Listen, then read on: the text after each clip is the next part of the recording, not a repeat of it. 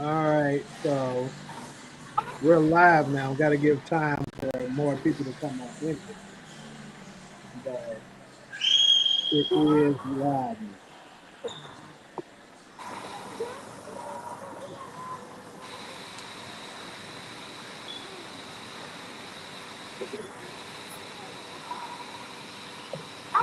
Give it about another minute or so. What up, Golson? Okay, yeah, people coming in now. We'll give it another minute before we go ahead and start.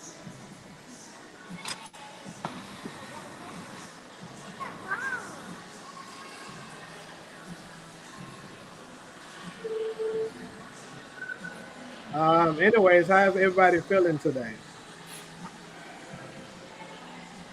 Oh my On this God. Good. Today I took a nap and and I just anytime. Go ahead. Sorry. I had took a nap and woke up and my eyes were swollen. So that didn't make me feel good. Yeah, I remember you telling me that.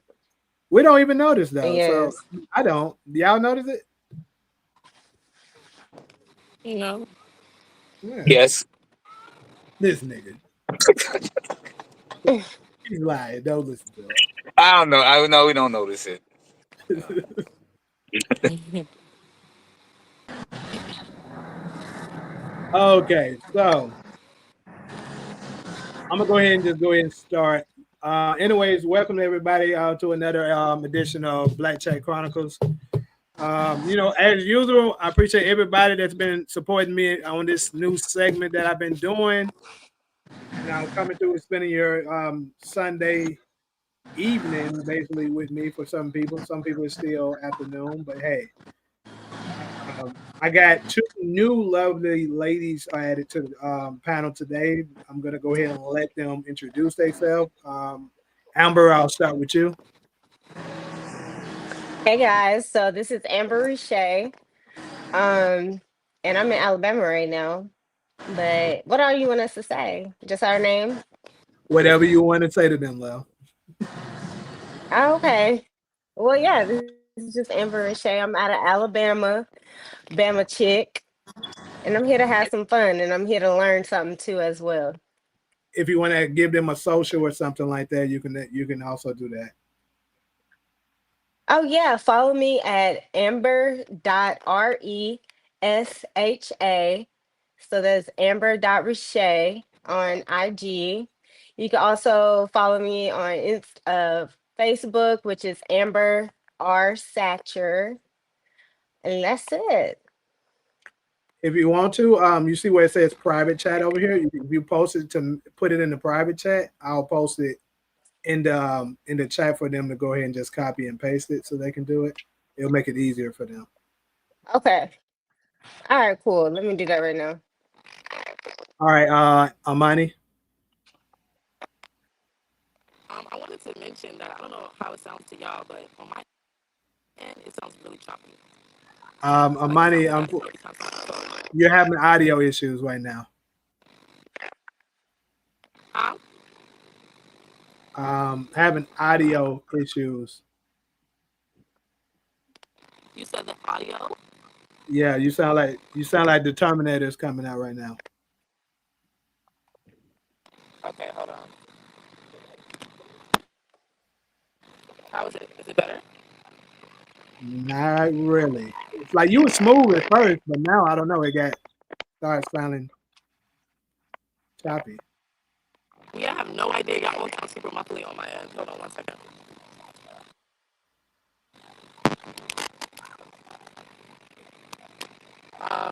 How do I sound now? Not much better. Jesus. All right, what I'm gonna do is I'm gonna just log out and come back in. Okay, yeah.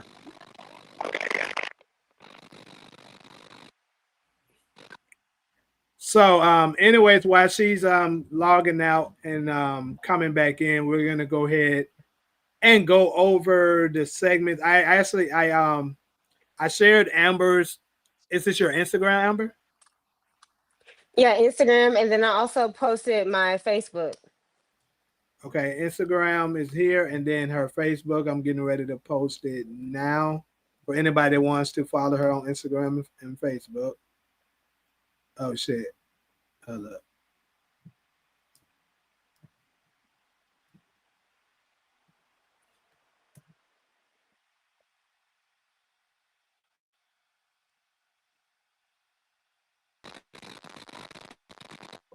All right, there.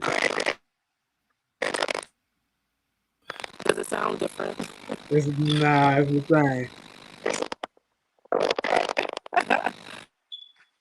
I don't know, man. I don't know if it's because I'm by like the pool area and it's Did like you move to a never different area? clear. Um, so, yeah, let me try. Hold on. I'm gonna have to just like I'm gonna mute myself. Y'all can continue. Let me get myself together and then y'all can continue and I'll come back. Okay. So I'm gonna go ahead for now while she's fixing the audio. I'm gonna go ahead and introduce our topics for today, good people. So we have National Guard coming into Memphis. So for those of y'all that's not aware, because I see down that more people are unaware of this, that the National Guard, Trump has released the National Guard into Memphis because of the crime rate, so they say. I mean, and I'm not gonna just front like the crime rate is not an issue here because it absolutely is. But that's what he's bringing in the National Guard for, and also along with an extra 250 state troopers. So that's going to be the first thing that we're going to kind of dive in on what our takes is on that. Next, we have, if Screamloud would let me, goodness, it's like it's freezing or something. Anyways, though, next we have we're gonna dive in on, does a professional woman have a harder time in the dating life? Is it do we see professional women as a little bit too masculine? The reason why they kind of struggle as far as the dating path. Next is the reversal. Are modern day black men a little too feminine to maybe match the black woman? And lastly, we got, did the blacks here actually come here on ships? Because contrary to what a lot of people believe, that we actually didn't come here on ships, that we were already here. So that's our four topics that we're gonna dive in on. Hopefully Amani can fix our audio. She'll be back in, but we're gonna go ahead and get started on this. So I'm gonna go ahead and say, for the first topic, I'm gonna start with, I guess I will start with a Memphis native. Ooh, somebody just got hit with that fire. Anyways, we're gonna start with our Memphis native. So Fakila, I'm coming your way. As you know, the National Guard is coming here. Actually, you know what? I want to play a clip first to let y'all hear this guy's take on it, and then you can also, kind of piggyback on it, whether you agree or not, or you can just give your own individual take of how you feel about it. But yeah, it's this guy. I think he had a very interesting take on how he feel about up Memphis. Okay, so let me let Amani in real quick. She's coming back whenever this thing loads up.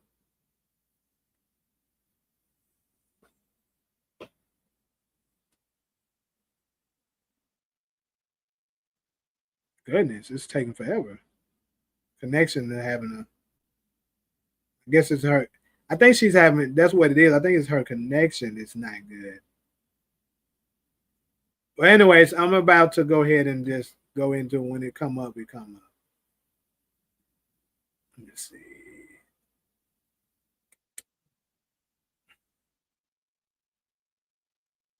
Can everybody see it well here? You more so need to hear it, but I mean, just let me know if y'all can see it. Yeah, I can see it.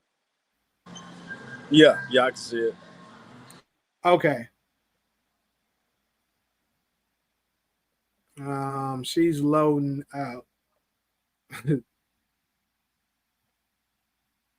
So I'm gonna go ahead and just play it, and this is what his take is on it. Wake up, Memphis. This is my hometown, and I gotta say this. They don't roll the National Guard into a city because it's the worst place in the country. That's the cover story. That's the narrative they want you to swallow. Now ask yourself this. If Memphis is so bad, why did Elon Musk, the richest man in the world, choose to drop his supercomputer right there? Why do billion-dollar corporations keep planting their flags in the 901? I'm gonna tell you why.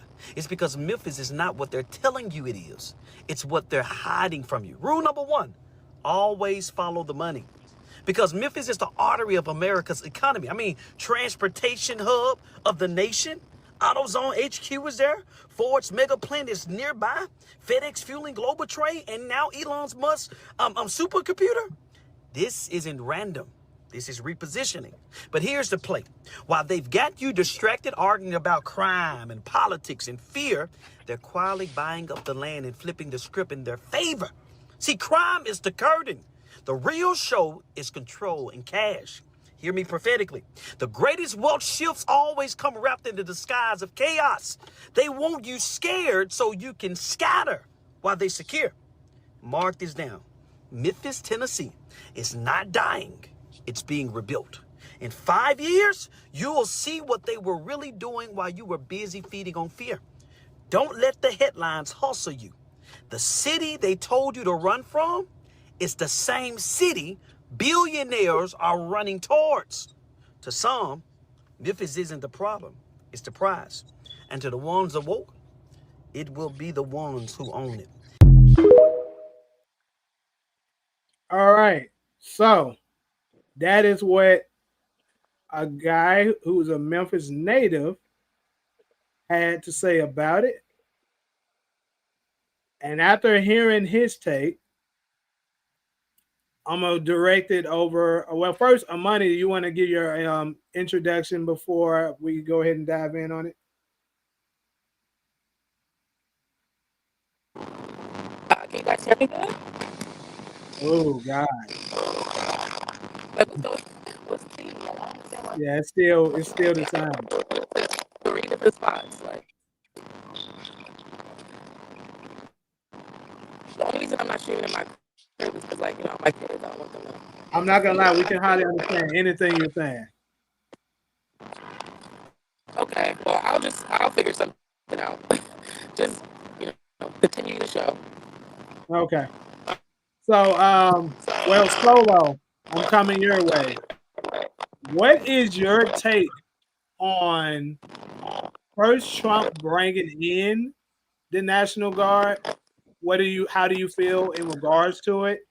And also, what do you think of the guy point that he just made? What's your take on it? I mean, I definitely can agree with what he's saying. And for a minute, when I go home, I do realize that they are, well, the hood that I grew up in, they're definitely gentrifying it. So I could definitely see why they're trying to sort of flip the script on the black residents in Memphis and make it sort of a primarily white, sort of gentrified type of city.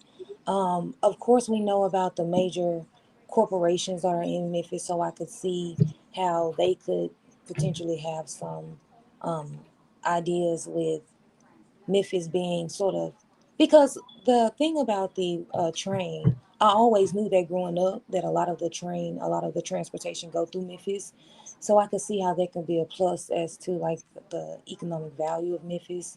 So I agree with that. I do also think that as far as the crime rate, that could definitely be an excuse for why they're bringing in the National Guard, and that's something that a lot of people may support. But I've always thought that the crime and the creation of the increase in crime in Memphis was something that was sort of orchestrated. I believe that taking a lot of resources out of the residents, out of the sort of hood, so to speak, would cause more crime to be created. So I could definitely see. I always make the joke that they're just gonna let us purge each other out, and they're just gonna come back after everybody's killed themselves, and then they're going to go to take all the land and move all of the black residents out of their community. So I can sort of agree with that. Okay. Let's see. Taj, let's go ahead and go. I mean, that was what Fakila just said. That last point, let us purge each other out. And they've done this in cities across the country, bro. And it kind of gripped my heart to hear her say that. And Memphis is one of those great American cities, homie. And them people really cherish that city. When I say them people, y'all know who I'm talking about. They would love to take it, just like Atlanta. From what I'm hearing, I know the focus is Memphis. I know the focus is Memphis right now, but they pretty much did the same thing in Atlanta. I think Atlanta is kind of going through a takeover right now, where they want Atlanta back.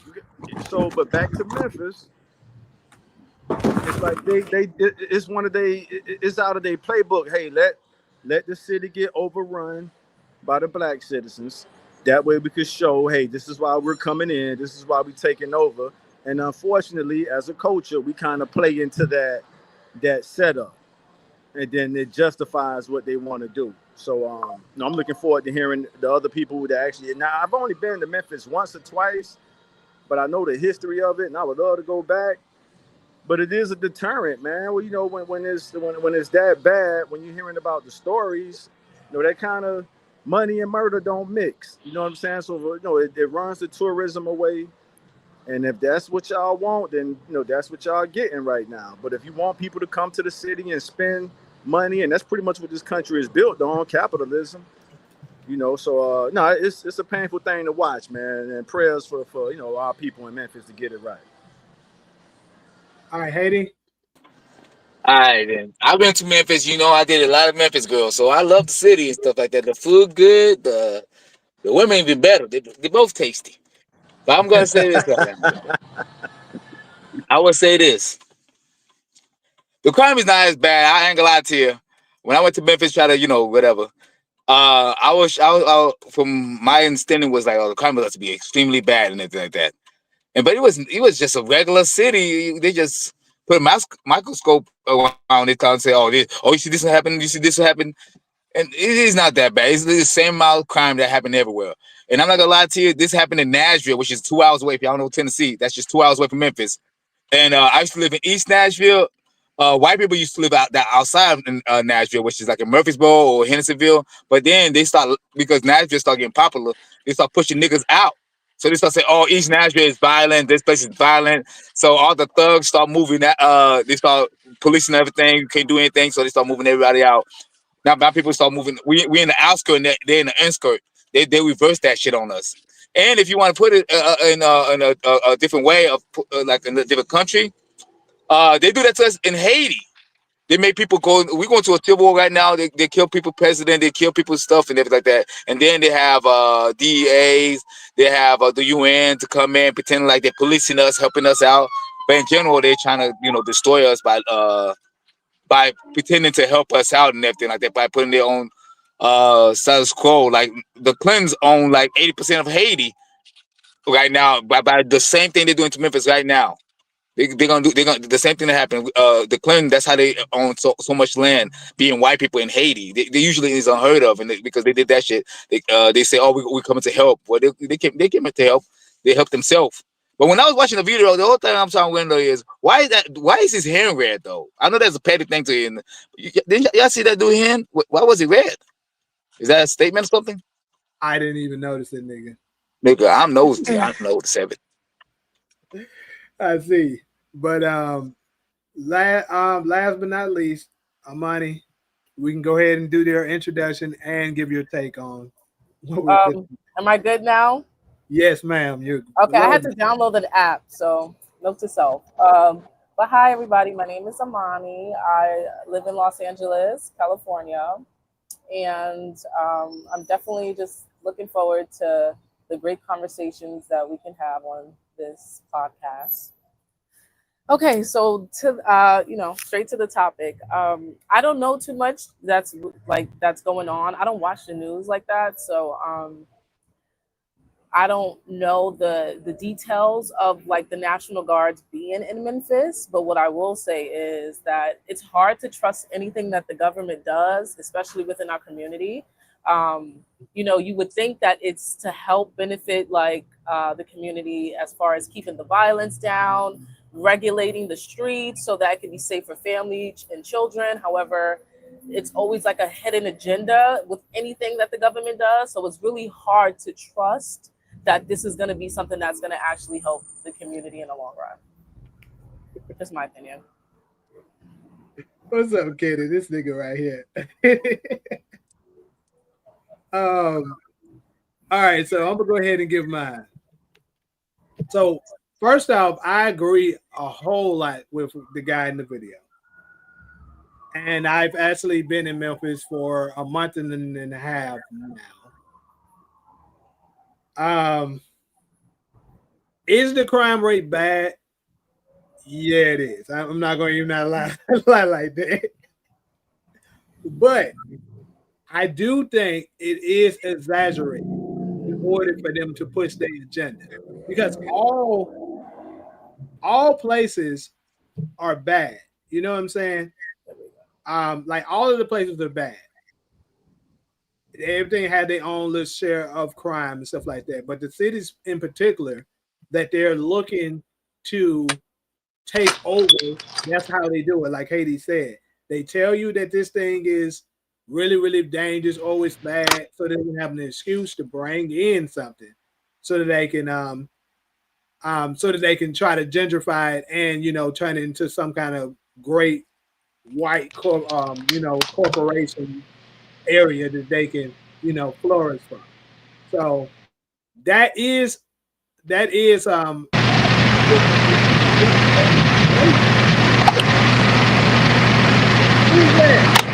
Who's that sound like that?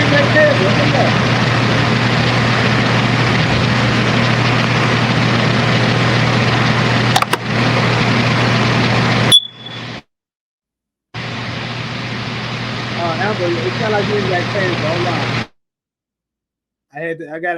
That shit was loud. I'm sorry, I had to mute that. It's like when you ain't got cable and like you changing the channel, that's what it sound like. I don't know what was going on there.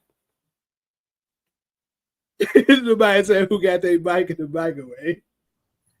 I would recommend downloading the app. It's so much better to stream because it's easier. It is easier if you download the app. Absolutely. Memphis crime rate through the roof. My cousin lives in Memphis and he's trying to get out soon as possible. Yeah, it's still there, Amber. And it's really loud on top of that. Like that shit sound. I don't know if it's the TV or it's like a waterfall, but that shit loud as a motherfucker. But I ain't gonna lie. Like I said, the shit is bad. I got another video I can share, bro. Before we end this, I'm gonna let Amber get her take in on it too. Long as the cable is fixed, the antennas.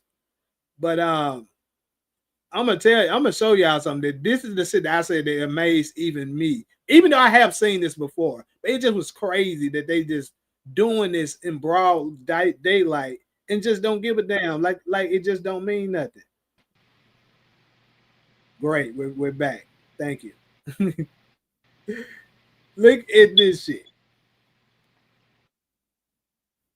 Reported since last Friday morning, one incident leading to a homicide in South Memphis, but it's one shooting incident that happened during broad daylight Saturday morning that has some Memphians wondering if the National Guard will make any real change. A shooting in broad daylight near A.W. Willis Avenue and Front Street in downtown Memphis Saturday morning has some Bluff City residents wondering if the National Guard coming will change the city's crime reputation. No, it ain't gonna bring the change that we need to see, but it might help with the crime a little bit. But change, it's gonna take more than some police to come down here for to change the city. We're going to Memphis. Since President Trump uttered these words on Friday, according to Memphis police, 7 shootings were reported. In 3 of those cases, MPD made an arrest. One resulted in a homicide. Memphis resident Asaya Cobb claims the shooting incident on Saturday morning will continue with or without troops being deployed to the area. I do feel like crime happens everywhere, but I just think it was crazy that it just happened in broad daylight like that. And I think these are target shootings, not just like the crazy part that bothered me is the fact that they just didn't give a damn. Like they just jumped out the car, bro. The car, they didn't even park it. They didn't even park the car. Nigga, what did they do to make that nigga that mad? What did they do to make them niggas that mad? God damn. I've been thinking like that. Like somebody gotta be mad like that. They gonna throw their whole future away to me. Sometimes I be thinking like a thug. I'll be like, nigga, what I need to stay away from that will make me that mad. Like fuck my life. Like and I'm gonna tell people, people that are in Memphis, bro. If you come to Memphis, I'm gonna tell you one thing. Hopefully they can get this crime under the control. But I'm gonna tell you one thing that for everybody in this thing been to LA before. In LA, niggas are notorious for jumping in front of you, like without a turning signal and just doing that. In Memphis, you cannot do that. If you do that, them niggas will unload on you right there. Just like you just seen them niggas do. I know it because my nigga that's across the street, literally right now, will do that to you if you do that to him.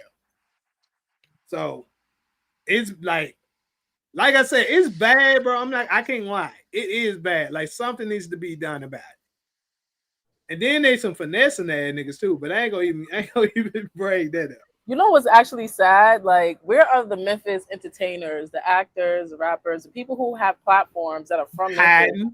This is the time where they need to they're doing it too. You don't even live there. Most of them. No, but I mean, you from that. If that was happening in New York and I had a platform, there's no way I'm not saying anything and using that opportunity to help. So, you know, there's a lot to it that we don't know. But are they doing it too? Then what you got to Yo Gotti is? I thought Yo Gotti is a gang leader. That's why I'm saying it's more to it. They be connected to these type of things. Like this stuff is like purposefully going on for a reason. Like they're benefiting the prison system in a way. So it's so many levels to it and the things that are benefiting the government. So the crime is kind of in a way benefiting them more so than it, you know, at the same time while hurting the community. That's just my take on it. I don't want to be all conspiracy theorists with it. I think somebody drop a bag on these niggas, and that's why they do these things. Because ain't no way. I feel like somebody be like, "Hey man, not to go out there and act crazy, but basically, like go shoot up this nigga right there, and I'll give you 100,000." And they do it and everything like that. It's not like go be crazy like that. I think they actually somebody drop a bag on them and say do this and that. And I think a lot of people it happens to. Like more people like me and you probably like we have morals and stuff. Like, no, we're not gonna make our community look bad. I don't care how much the bag is. But some people like, nigga, you talking about $50,000? And for a nigga, I hate right. Less than that, bro. Niggas to do it for 10. Fuck. Niggas do it for 5 here. I'm serious. Nah, nigga, no. A life in jail for 5 bands? Life in jail? Yes. In jail? 5, nigga. No coochie forever. They don't care about jail, bro. These folks, first off, a lot of the ones that go to jail are getting right out. Them niggas gay. They like dicks. Why do you think they're getting right out? Why do you think they're getting right out? Oh, I think they're getting right out. What's no. Like, Amber, what's the time frame? You haven't spoke yet. Go ahead, Amber. Okay, so my thing is, I did see that video. I couldn't hear y'all for most of the part, but I did hear the guy video. And what he was saying did make a lot of sense. Like, when you think about it, you do have to follow the money. Why are they putting so much money there? Why are they putting corporations there? Why are they putting companies there if it's that bad? But then also the crime rate I see is bad too. So do you think it's a kill 2 birds with 1 stone? Let's build up the city, protect what's there, since they are trying to like put companies and things up there, but then also too, keep down crime rate. Like, I think it's killing two birds with one stone. I think I can agree with you on that. They are trying to kill two birds with one stone. Yes. Okay. Because I feel like what they're trying to do is like they are trying to, what she said, gentrify it, make it more homey, make the Memphis, because Memphis is a famous city. You know, everybody, it is a tourism city. I went there and I did a tour there, did multiple tours there. So it is a tourism city. So I really think that they're putting more money in there, but also while putting more money in there, since the crime rate is that bad already, go ahead and try to kill the crime rate too to protect what they're trying to bring to Memphis. So let me All right, ask. before you go, because I'm about to go to work, I agree with her 100%. And but you have to understand, like somebody that's come from that situation or born into that situation, with being from Haiti and stuff like that. I'll tell you this right now. Even though it's gonna knock two birds with one stone, one of the birds is you.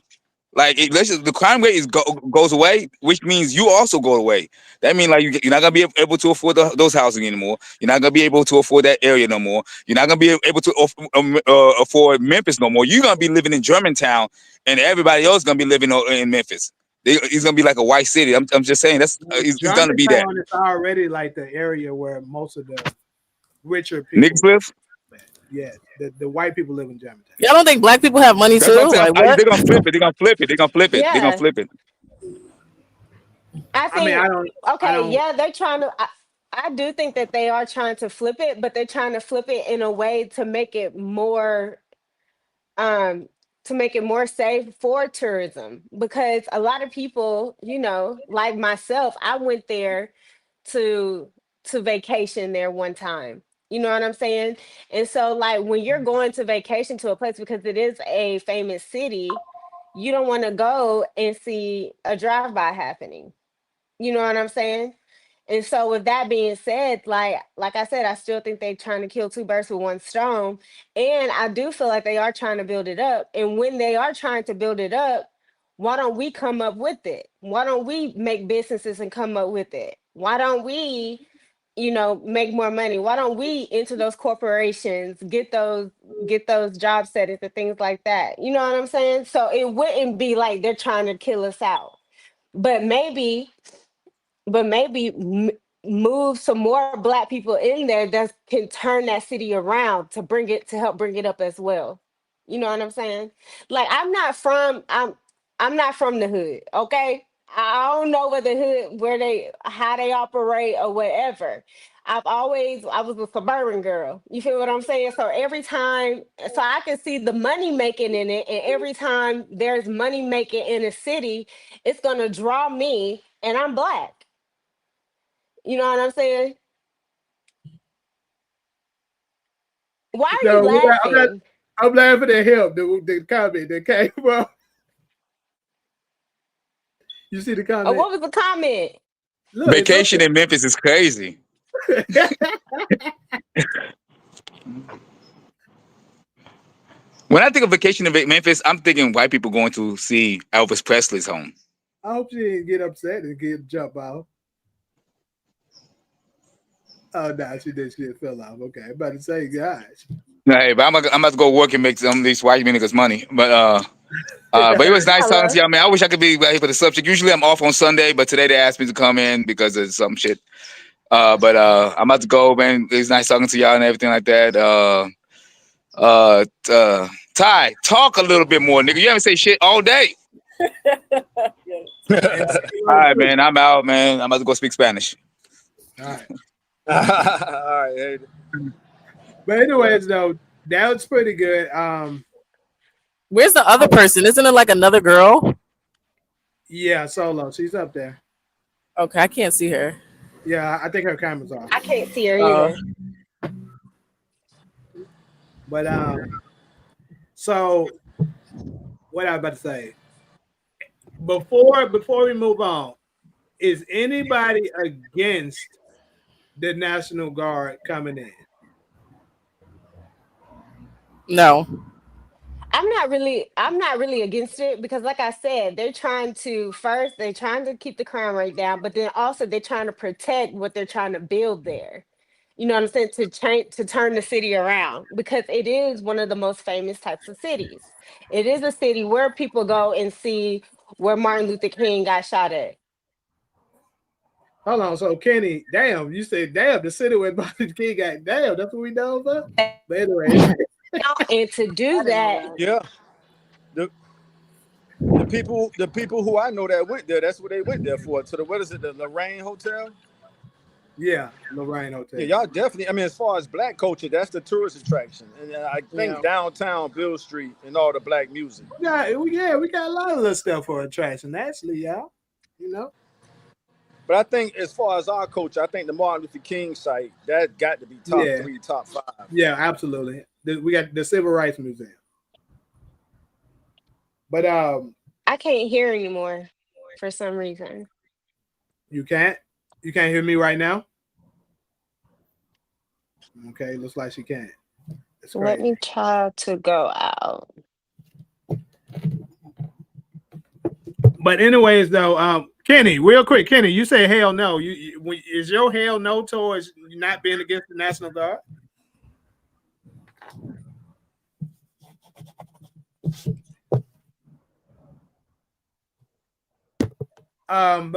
Anyways, I'm gonna go ahead and direct it to the next one. I think pretty much all of us can agree that we're sick about, because like, you know, once upon a time it used to be glorified. You know, it's crazy as it seems, it used to be glorified. You know, oh yeah, we the number one, we the capital of murder. Now, I mean, it's just flex. That you know was so. I got to say this, Jamie, because I'm glad you said that, and I'm old enough to remember in the 90s that was glorified. So L.A., Miami, New Orleans. I mean, New Orleans was the murder capital in 1994. So we're looking at Memphis like, bro, what's going on? Like, that shit ain't even nothing to brag about no more. Like, all the major OG cities, they've been through that phase. New Orleans, LA, Miami, the list goes on. Chicago. So Chicago and Memphis are like the last 2 cities where people in the black community who don't want to see us doing that to each other, like, yo, bro, y'all got to get it together. That shit ain't even cool to brag about no more. That's it. Yeah. You said send the National Guard, Marine, SEAL team, and send anybody. Hey, but yeah, I mean, like I said, I got to give them some kind of, like I told you, them damn state troopers, them motherfuckers ain't playing. They are on every corner. So once the National Guard get here, they're gonna really put the squeeze on these things. But I'm gonna go ahead and head to the next one. Now, this one right here is where it's gonna get interesting.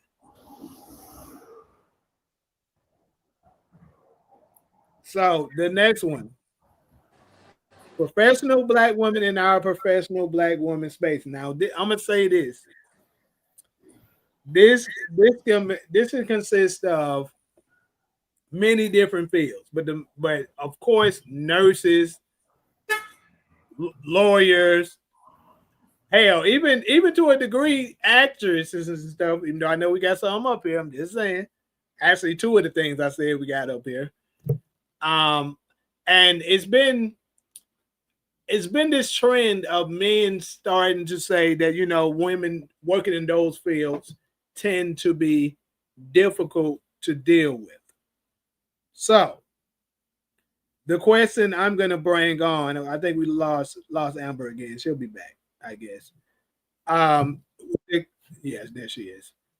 The question is, do you guys feel like that this here potentially hinders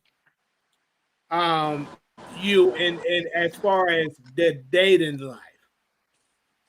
I'm gonna start with Amani. I'm sorry, what was the question?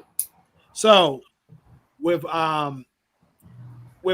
dating, working in certain fields such as like pretty much any professional career like fields where it is very time consuming and things in that nature, do you feel like it affects your life as far as like, let's say, a family oriented lifestyle? No, I don't. So what's your Mm-hmm. reasoning? I don't think it affects it because it's the type of person you have to be. I think it's like a case by like a person thing. Usually, like for anybody, when you're starting journeys in your life, whether it's career, family, whatever, you got to be prepared to start that. And you have to know yourself enough to know your limits, what you can handle and what you can't handle. And I think that the more people get to know themselves and understand what is their limits, what is their boundaries, what they have to offer to not only themselves, but to other people, then you can kind of curate, oh, I can, have a career and a family, or I could just have a career, or I could just have a family. So I think for me personally, no. Because I know who I am and I know how to handle certain things, I've embarked in certain areas, whether it's still pursuing my career and balance in a family, because I know that I can handle it. But a lot of women probably can't handle that. So I think it's like, however you can handle, like what you can do for your life and how you can navigate your life, that has to determine whether it's difficult or not. And if it is difficult, maybe you need to reevaluate your circumstances and kind of pull back on certain things, whether it's dating, a relationship, you name it. Like, but I think that as a woman, we should be able to do whatever the hell we want to do and make our mistakes and also handle our challenges without being judged. So I don't know if that answered your question. You did. You good. For Keelan? Agree with that. I agree with that. I want to put in on that too, like because you said, does it hurt the chances of a woman like trying to find love because it may be intimidating? Is that what you're trying to say too? Like it may be intimidating for a man, No, or it may, no, huh? no, Oh, so no. what are you saying? That's not what I'm saying. I'm just gonna go ahead and address that little part. I think there's just a terminology. I don't know who's the first one to come up with that, but that men being intimidated, we're definitely not intimidated. I don't know where they come from. But Okay, well, basically, I'm saying is like it tends to be a little bit more problematic as far as having a family because for one thing, I'll give you an example. A lot of men tend to believe that it makes it harder for a woman to find a man when she's dealing in those fields. I'll say that. I would say this. Actually, when a woman is in that field, first of all, I really believe that everybody has a soulmate and everyone, you know what I'm saying, have that special person for them. If anything, a woman being at a stature type of career field, not every man can talk to her. I think it weeds out the people that can handle her in that limelight versus hurting her chance, because at the end of the day, everybody's not made for you. You know what I'm saying? Everybody is not made for you, and everybody's not made for what all that you come with. And so if anything, um and that's on a man perspective. Like y'all think that it's problematic for us because it may be too masculine and we're trying to take on all the providing and all of that. But to be honest, it weeds out the weaklings. Like if you really think that me having a career is going to be problematic for you, then you're not the person for me. Matter of fact, most men, I've seen this in my own experience. Most men that said that to me and thought about that, they had nothing going for themselves. And so they wanted to dumb down me so they can feel like they are in control or something. But as far as being problematic on dating, I don't think it's problematic on dating. I think it weeds out who's for you and who's not for you. Okay. And then Taj is missing in action now, so it look like I'm getting gained, but it's all good. Come on, Solo, let's go. So to address the first part of your question, I agree that, well, I guess I guess my I agree that a lot of women going to get, advanced degrees, or they're working full-time jobs, or they just want to wait to have kids does affect, the black community. If we're talking about us specifically, it affects our ability to have children or maintain our families, have more and more black families. I agree with that, especially if these women are waiting to have children. But I think that that sort of is a trauma response to what they've seen their mothers do, since majority of us are raised by single mothers. So we see our mothers do it all alone. We say to ourselves, that's not the life where I want to live. I want to get myself together where I can live comfortably, and then I'll make the determination whether or not I want to have a child. Now I can put whatever standards I want to implement, because I don't really need, I don't really I don't have children, so I only have to provide for myself. See, I think that that is sort of a trauma response, or maybe you've seen other people, not your mom, but maybe your sister, your auntie, do it by themselves. You see, they incur struggles. It's expensive, especially now at this where we at in this economy, whatever, right? But I also think that when women decide to go get advanced degrees, they are a lot of times experienced a lot in the world, and they have sort of created a mind of where they want their lives to be and how they want to be treated in relationships, and they just have experienced the world and maybe have more standards than our 18-year-old moms who were married at 20 and had their first child or whatever.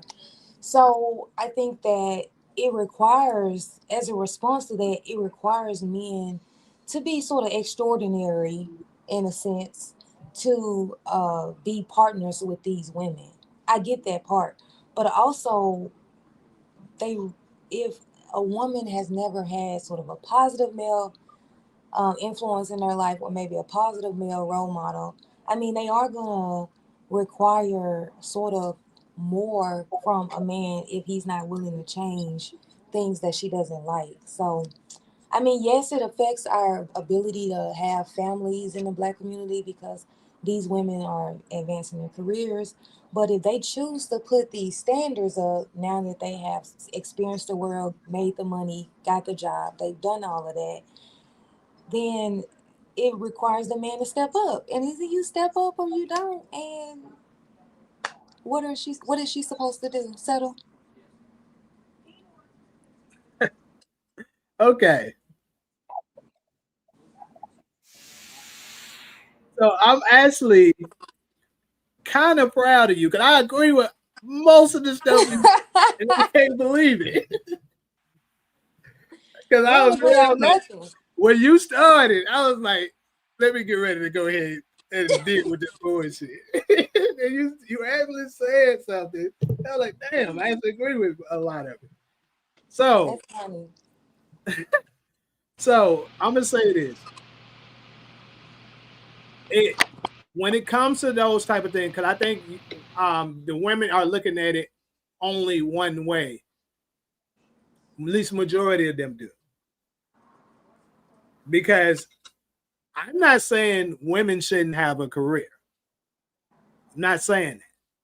But I do think if you have a career, you need to be prepared for what comes with it. And what comes with it typically is that you're way more likely to want a man. Let's say you are successful at your career. Let's say you're making $100,000, $200,000, $300,000 a year, something in that nature, right? You have already trumped more than 95% of the men in the country. So you have already made it that the odds of you finding the man you're looking for significantly lower. That's the side of it I think the women aren't thinking about. And then let's not forget, majority of you wants them to be handsome. Some of you may want them to be tall. Now you probably dropped it down to about 2%. Then some of them might be gay. Now you're less than 1%. So I think that's what's happening to our women that are in those careers. So, and then you say, And then you know, and then you tend to think, oh, it just ain't no good men in the world. Well, what it is that as far as you know, financial standpoint, you're an exceptional woman. So it's not just that, you know, these men can't keep up. Most of the men in the world not going to be able to keep up with what your career comes with. So, like I said, if you're going to take your career, you might want to be open to having a man that makes less than you, but majority of the women don't. So that's the problem. And like when you do that, a lot of them tend to end up being lonely. Like, and for some of them, in some cases, some women are okay with having a man that makes less than them.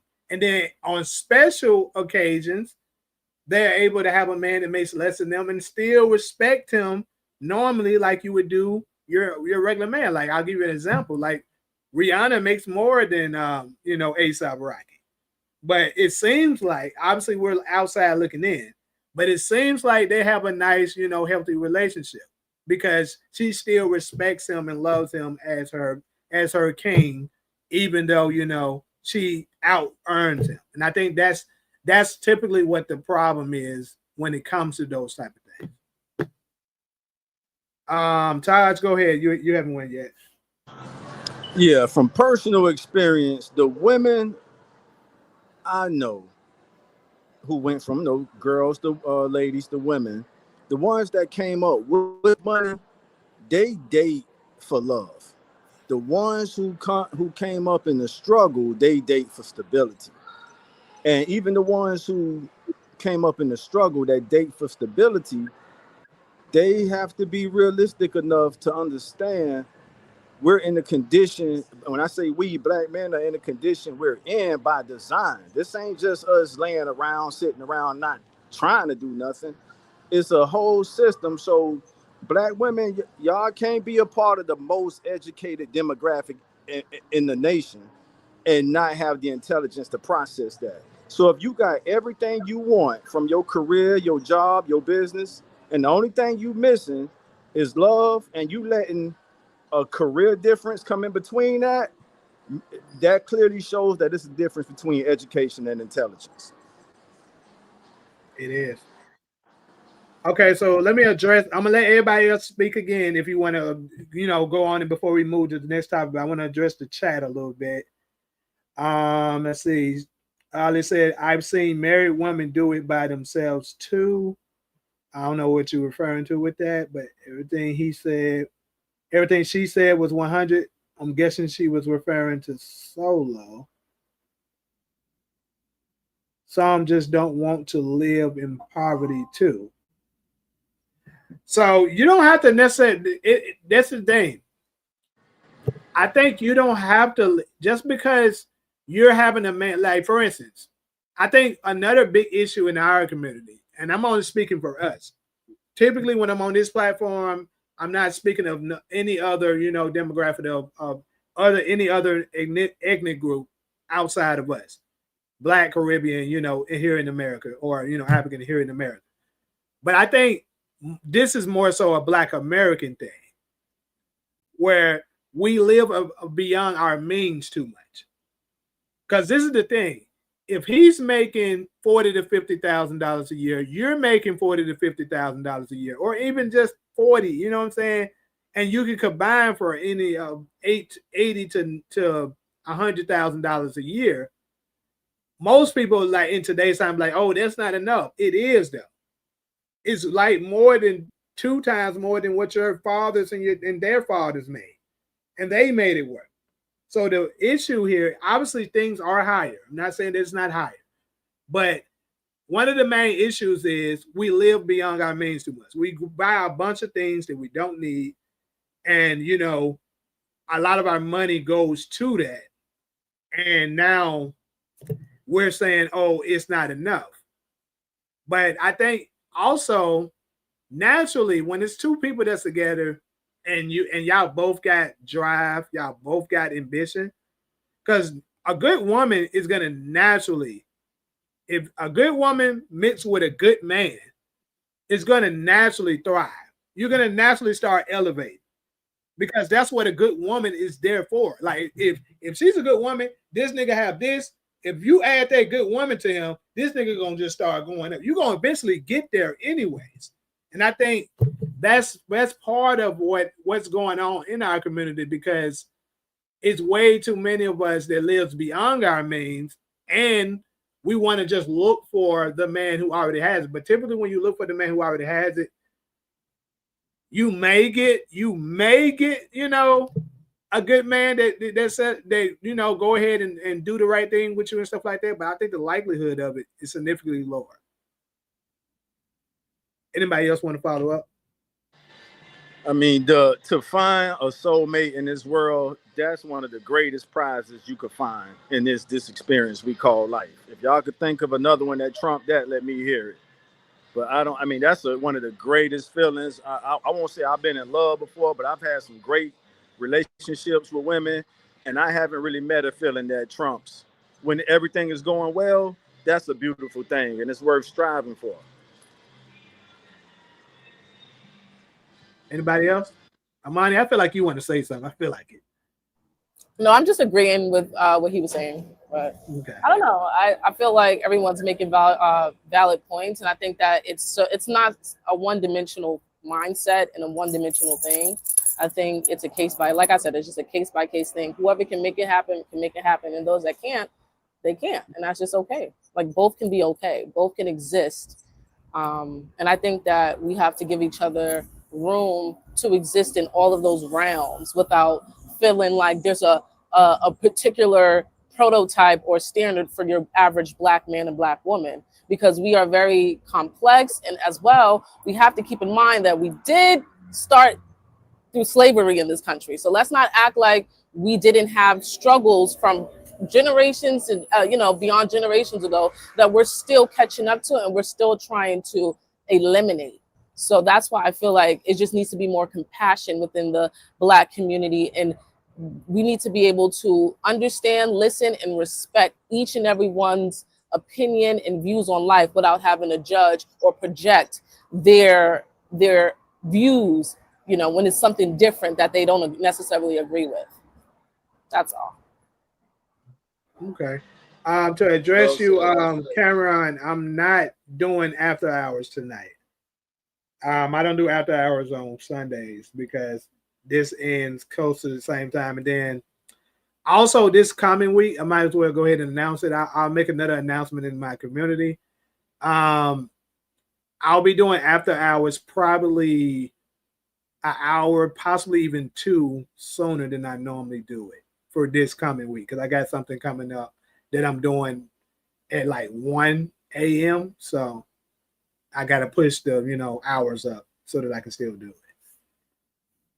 Hey, Jimmy, I'm so sorry. I do have to leave. My boyfriend has to coach right now, so I have to go back upstairs to the kids, but I had fun. Had a great time talking to you guys, and you guys all have a great day, and hopefully I see you guys on the next live. All right, go ahead and have a blessed one. Bye. Everybody said good. It'd be late as hell. Hey, I'll be happening. Hey, y'all gotta think about the lateness, bro. I'm still, even though I'm in Central Time now, the West Coast, I be still feeling like I'm on the West Coast. West Coast time, it ain't that late. But anyways, though, I'm gonna go ahead and head to the next one. I wonder what happened to Amber. She done vanished. She out there now. We only got one woman now. It's crazy. They was outnumbering us. Now they don't drop. Solo, you actually are solo now. I see. Oh boy. But anyways, we're gonna go ahead and start with you though, and I'll just let the chat help you out in here. Do you feel like, in your opinion, that the men in today's society, more particularly the Black ones, I guess you can say men in the general, because I think both cases on the topics is a general men and a general woman issue, but we're just more so dealing with us. But do you feel like the men are a little too feminine these days?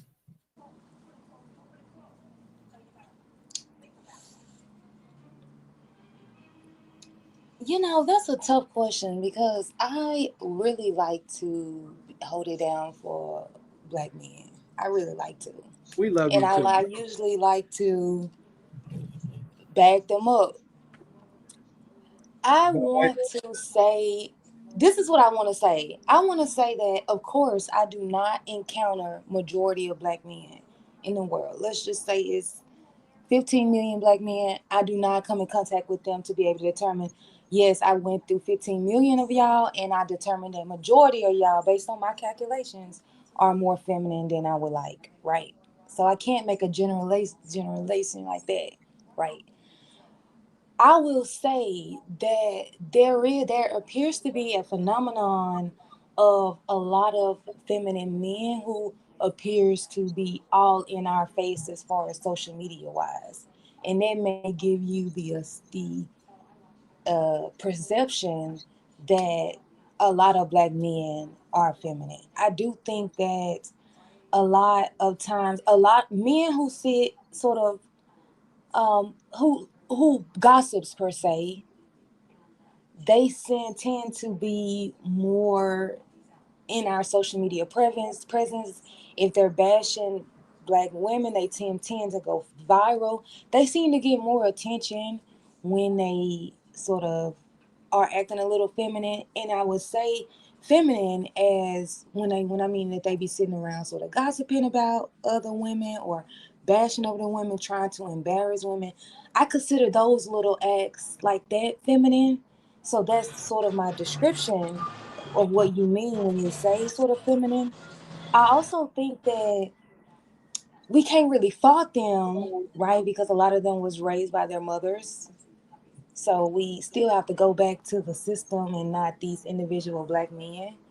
But so I'm going to say that you may have the perception, but I don't think that most black men, I think that they have a lot of different mindsets nowadays as it compares to the traditional sort of family dynamic. I think that's sort of all screwed up. But I don't think that majority of black men are too feminine these days. oh shit. So he just said I seen a girl say on Twitter that men can't order a strawberry lemonade. I I mean, think go ahead, go ahead. I don't know. I can't say most black men can't order a lemonade, a 12 count in a lemonade, because I have not encountered all the black men and made that determination, right? But I will say that a lot these issues that women have with black men, something like that, like they're not leading in that instance about ordering their food because why you can't do that as an adult. But I think that those issues like that are gets more attention when things like that, and it'll make you assume after you see three different women online talking about how their man won't lead, you would come to the conclusion a lot of these women in relationships with men, their men are not leading them, they're leading the men, right? So I think that a lot of issues, stereotypes about our men get put down our throat through social media, and then we assume that majority of the black men, I could imagine a majority of black men ain't on social media. Okay, so I gotta get some clarity with you. So when you say social media, are we speaking of platforms such as Twitter, Instagram, Facebook, or are we speaking of YouTube, TikTok, and all of that as well? All you put all of that in the same thing? Yeah, I think that all of these social media websites, you see, if you're like, if it's something bad, if it's something negative about our men, you as a black woman, it's definitely coming down your timeline. Or if you see black men doing something that just maybe out, or what you consider to be bashful, because I consider that to be feminine, but that seems to be, go viral. So you would make that conclusion based on what you see on social media, but you haven't encountered most So black men basically, posting what nothing you're sort of saying negative. is I should start cooking girls on this platform to go viral more. I mean, that's where the clicks and the views are. I'm just playing. I'm just playing. I don't know. I mean, for me, like I said, my thing is I'm gonna always be honest. and hold them accountable. But yeah, I will say certain guys, I think, do deliberately just attack. Like for instance, Myron, this nigga just attacked, particularly black women out of nowhere for no reason, just because. Yes. Now I can agree with you on that shit, but also I think when it comes to like you just telling them what it is and stuff like that, that's just you. Because I think certain men are doing it generally to try to help, and certain ones just do it for clicks and views. So it is a difference. But Taj, what do you have to say on it? No, as a man, just set your boundaries, regardless who the chick is. Sometimes we're attracted to some chicks more than others. But I've learned throughout my experiences, don't compromise your boundaries, whatever those boundaries are. When a female or a lady starts rebelling against that, you got to be disciplined and strong enough to let her ass leave. Let her, hey, if you ain't gonna respect, because at the end of the day, the one thing no female in this world, even outside of our culture, and I'm gonna say lady, not female, because a female could be an animal. One thing a lady or a woman can't get around is that when we step out in the public together, if a threat came at us, the man is expected to step up and put his life on the line, whether he kill or die. And no lady in this world could get around that. So the question becomes, how much is that worth to you? When I say you, I'm talking about the women. How much is that done? Or are you just dating men to sacrifice them anyway? You see what I'm saying? So the most black men understand we're at war with one of the strongest oppressors in human history. So a lot of us, when we're done doing battle, whether it's in society, at work, when we get around a chick, we just want to relax and chill. So is that what you call effeminate? Solo, I'm guessing that's directed to you. No, no, of course not. If you want to sit at home and chill, that's not feminine. After doing battle, like it ain't no joy. The average. Let me say this real quick for Keela and everybody else online. When after the George Floyd demise, this really shocked me. We were expecting like all the hoodlums and the thugs and the bangers and all that to hit the streets. It was, you had more, I guess what y'all would call feminine dudes out there on the battlefield than the niggas who we thought was gonna be on our front lines. So when we need that masculinity, and I ain't gonna even put the toxin on there, where was it? And we could just rewind time 5 years ago. Some people argue, man, them niggas ain't come out until it was time to loot some of the stores. No, but what about when we needed them on the battlefield, of that uprising that just happened in 2020? So, shit. So my view sort of shifted. Like, damn, maybe them niggas don't have our back. The so-called toxic masculinity dudes. When we really need y'all out there to go up against this oppressor, where y'all at? And you got the dudes who you would call feminine out there in the mix, putting their bodies on the line, because life goes on. So that's my view shifted after that George Floyd era. When I saw that even when you looked on the news, we was like, damn, what the hood niggas at? And them niggas wasn't out there until it was time to go loot some stores. I think it depends on what area. The whole country. It was uprisings across the country, and what they're basically saying is because everybody don't feel like that they had nothing to do with me. Like for instance, myself, I don't feel like they had shit to do with me. So no, I wasn't going out there. I'll say it. Okay. But like I said, if it's something that I think, how did that not have anything to do? Get them for Keela. Get them for Keela. George Floyd. How can you say that has nothing to do with you? Get them for better you than me. I'm not about to go out there and do no damn marching for nobody just because they're saying, oh, let's do it. Because this is the thing, this marching and all this stuff that they're doing, typically it's the same old shit. You're gonna do that shit and then stop. Okay, so Jamie, what else can we do? So, like I said, what I was getting ready to direct it to is I've seen performances and stuff like that where it was like something such as police brutality. I think for Keela, you probably was in Phoenix during this time. I seen this shit in Memphis with my own eyes. This is not me just going by what hearsay. I was there for it. I was there when we started the meeting on Facebook. Matter of fact, if I went to my Facebook and dig for it, I probably can show you the messages right now of us gang members talking about what we're gonna do before we did it. And then we did it. On July the 11th, 2016, like I keep saying, I'll never forget the day. All of us, once police brutality was starting to kick it up, all of us said, bro, we don't care if you GD, Blood, Vice Lord, GD, all of us gonna be in one unit for this particular thing, bro. Like no fighting, no shooting. We're not going against each other at all today. And we went. Keela, you been from Memphis, you know what I'm talking about. How in Memphis, the bridge that connects Arkansas, Mississippi, and Memphis. We went there and we went to the bridge and stuff like that. And we basically was like raising hell there and then the police was confused. They were like, what do y'all want? What they were begging us to leave. It was so bad that they had to ask reinforcements from Arkansas and Mississippi to come and try to help them. And it still wasn't enough because it was like minimum 1,500 of us. Minimum. So what I'm saying is stuff like that. I think the George Floyd situation, obviously it was wrong and it was unfortunate. But like, bro, they only came out there because the shit was pushed by a certain group of people, bro. Like Black Lives Matter, bro. It's not for us. That shit was a group that was built by these same people that are oppressing us to start shit. Particularly, I'll go ahead and call the source out. Democrats staged that shit.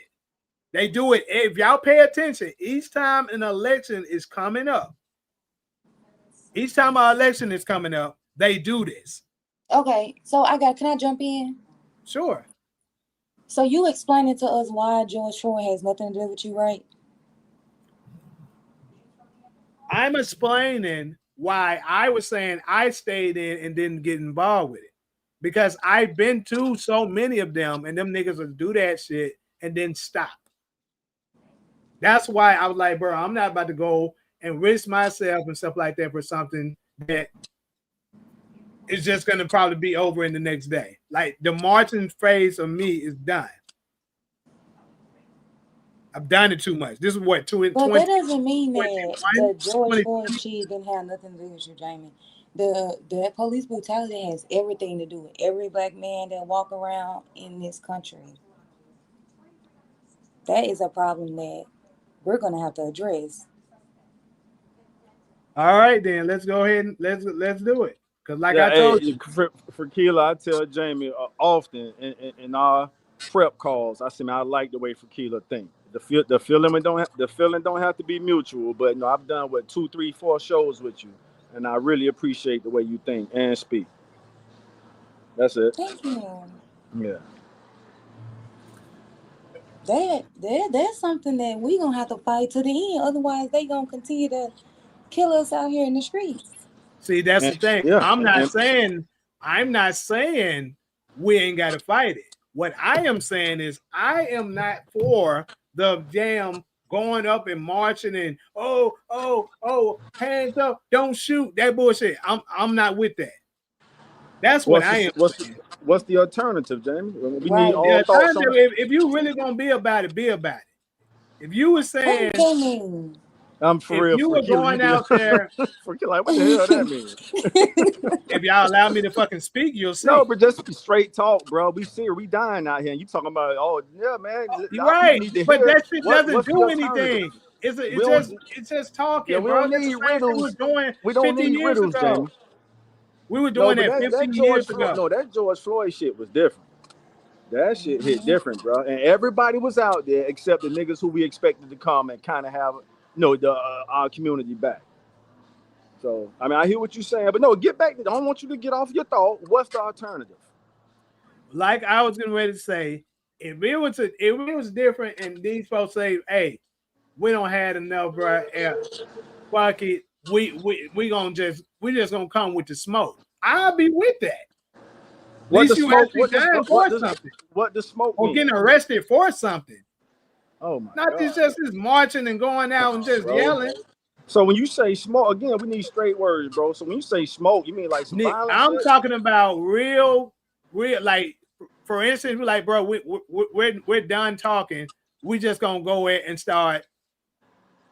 Come on, this is YouTube. I can't say certain Yeah, stuff. They gonna hey, pick so you went far enough. Good luck with that okay. shit, bro.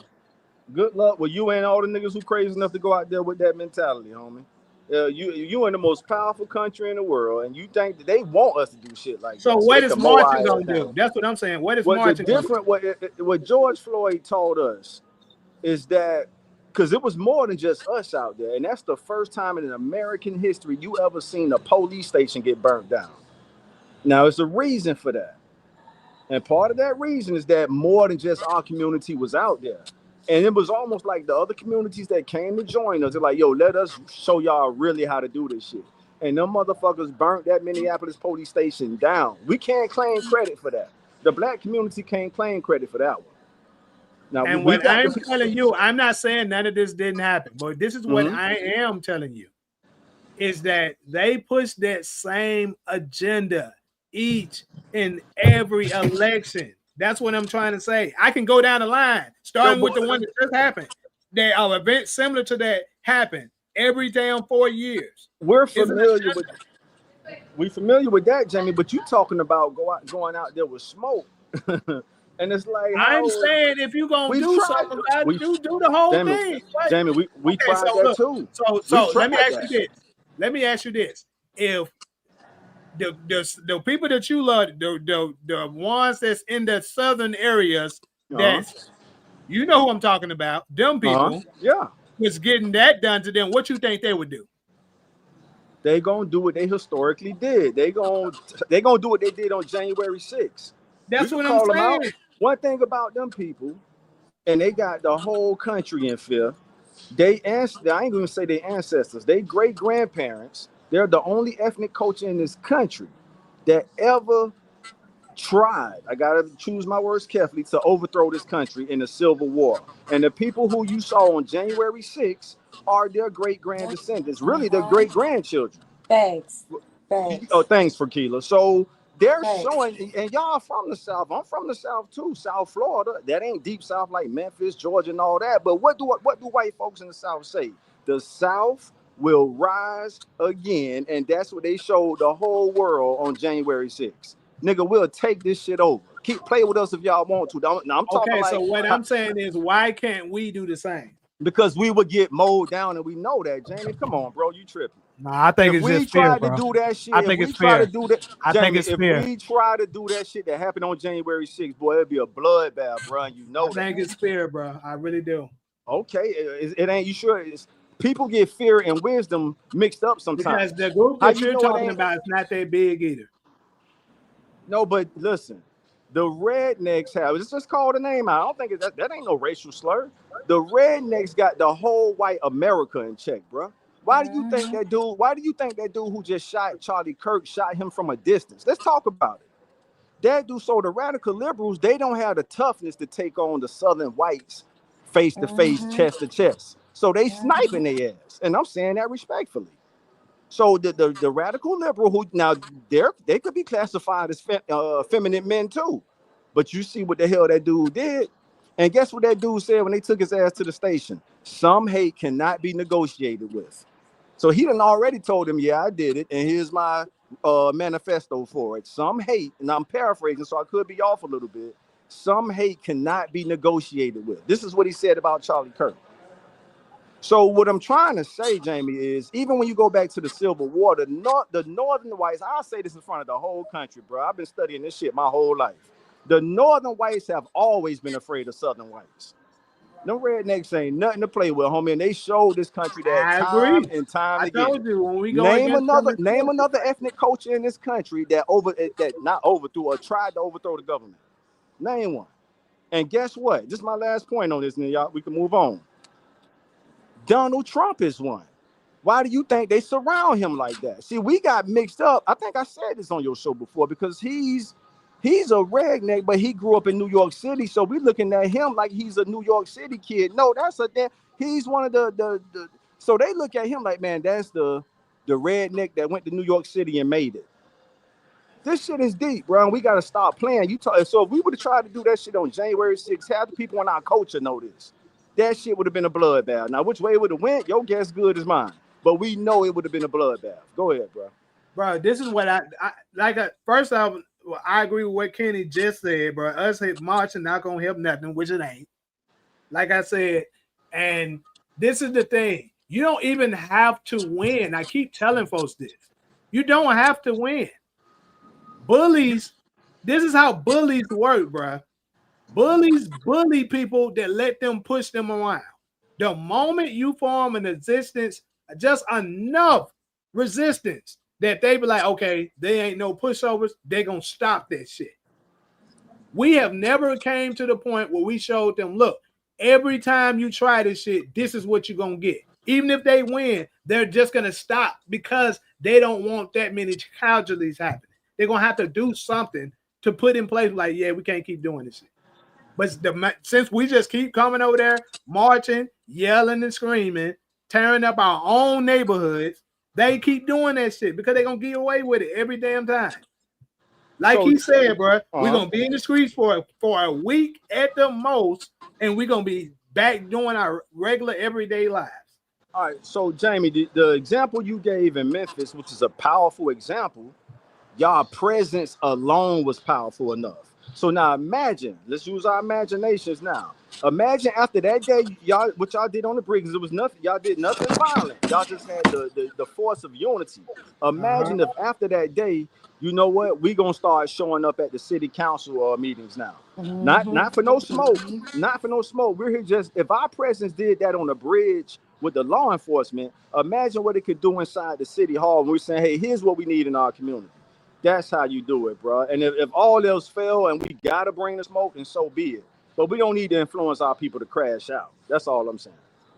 Anyways, like I was saying, I'm gonna quote something from Malcolm X, and I'm gonna leave it alone. Malcolm X famously said, "We are the only group of Negroes that think we're gonna get our shit through peace, when every other group has gotten their shit through war. We the only motherfuckers that believe that shit." Lead the charge, bro. My life ain't been that bad. So, I mean, anybody who want to take that route, good luck, bro. I mean, everybody, we are also the most advanced group of black people in the world.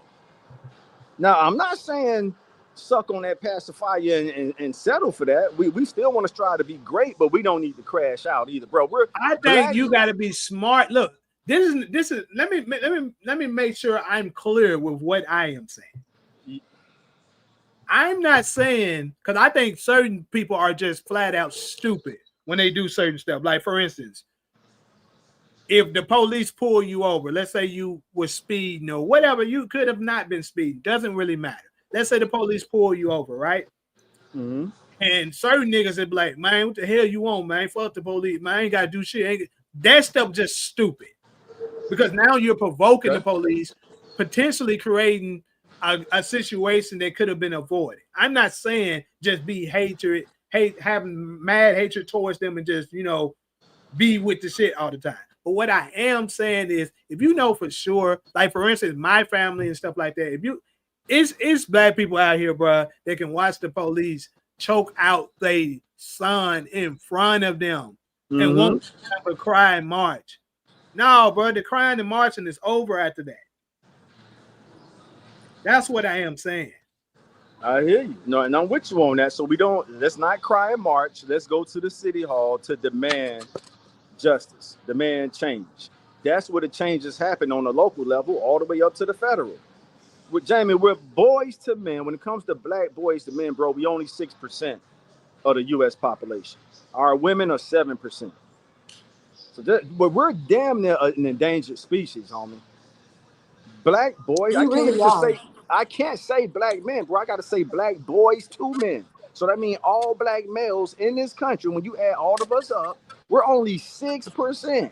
And you want to go, come on, fam. Bro, I'm telling you what. Remember I talked, we had this before, but since you're bringing it back up, I'm gonna go ahead and put it back up. White people aren't as deep as y'all think they are, bro. They're not. What they do is fool you into believing it's more of them than it is. This is what they do. They allow immigrant whites to come over. Okay, we got American white, cool. Let's see, I'm just gonna throw numbers. Obviously, I don't know the numbers off the top of my head, but you got American whites. Okay, let's say, all right, they make up 20%. Cool. Let's let some Russians come over. They considered white. Let's let some Ukrainians come over. That's still white. Let the Jewish community, that's white. The Armenian community, that's white. And that's how they make up they big mass number. But if you separate them the way they do for us, because when they say blacks, bro, they're only talking if they. What I'm saying, if you add up African black, Caribbean black, all of us black and stuff like that, our numbers is bigger than that too. They deliberately tell us that shit to make us think you don't have a chance if you was to try to go against them. They deliberately do that. And like I said, I'm not a person that's advocating for let's start a war against them. But what that's the only option you giving us. That's not the option I'm giving y'all. That's what it sounds like, bro. I'm not gonna lie. What I'm saying is I'm not with the marching stuff because it has not worked since the beginning. We've been doing that shit for 50 years. So if you're not asking us to crash out, what's the alternative?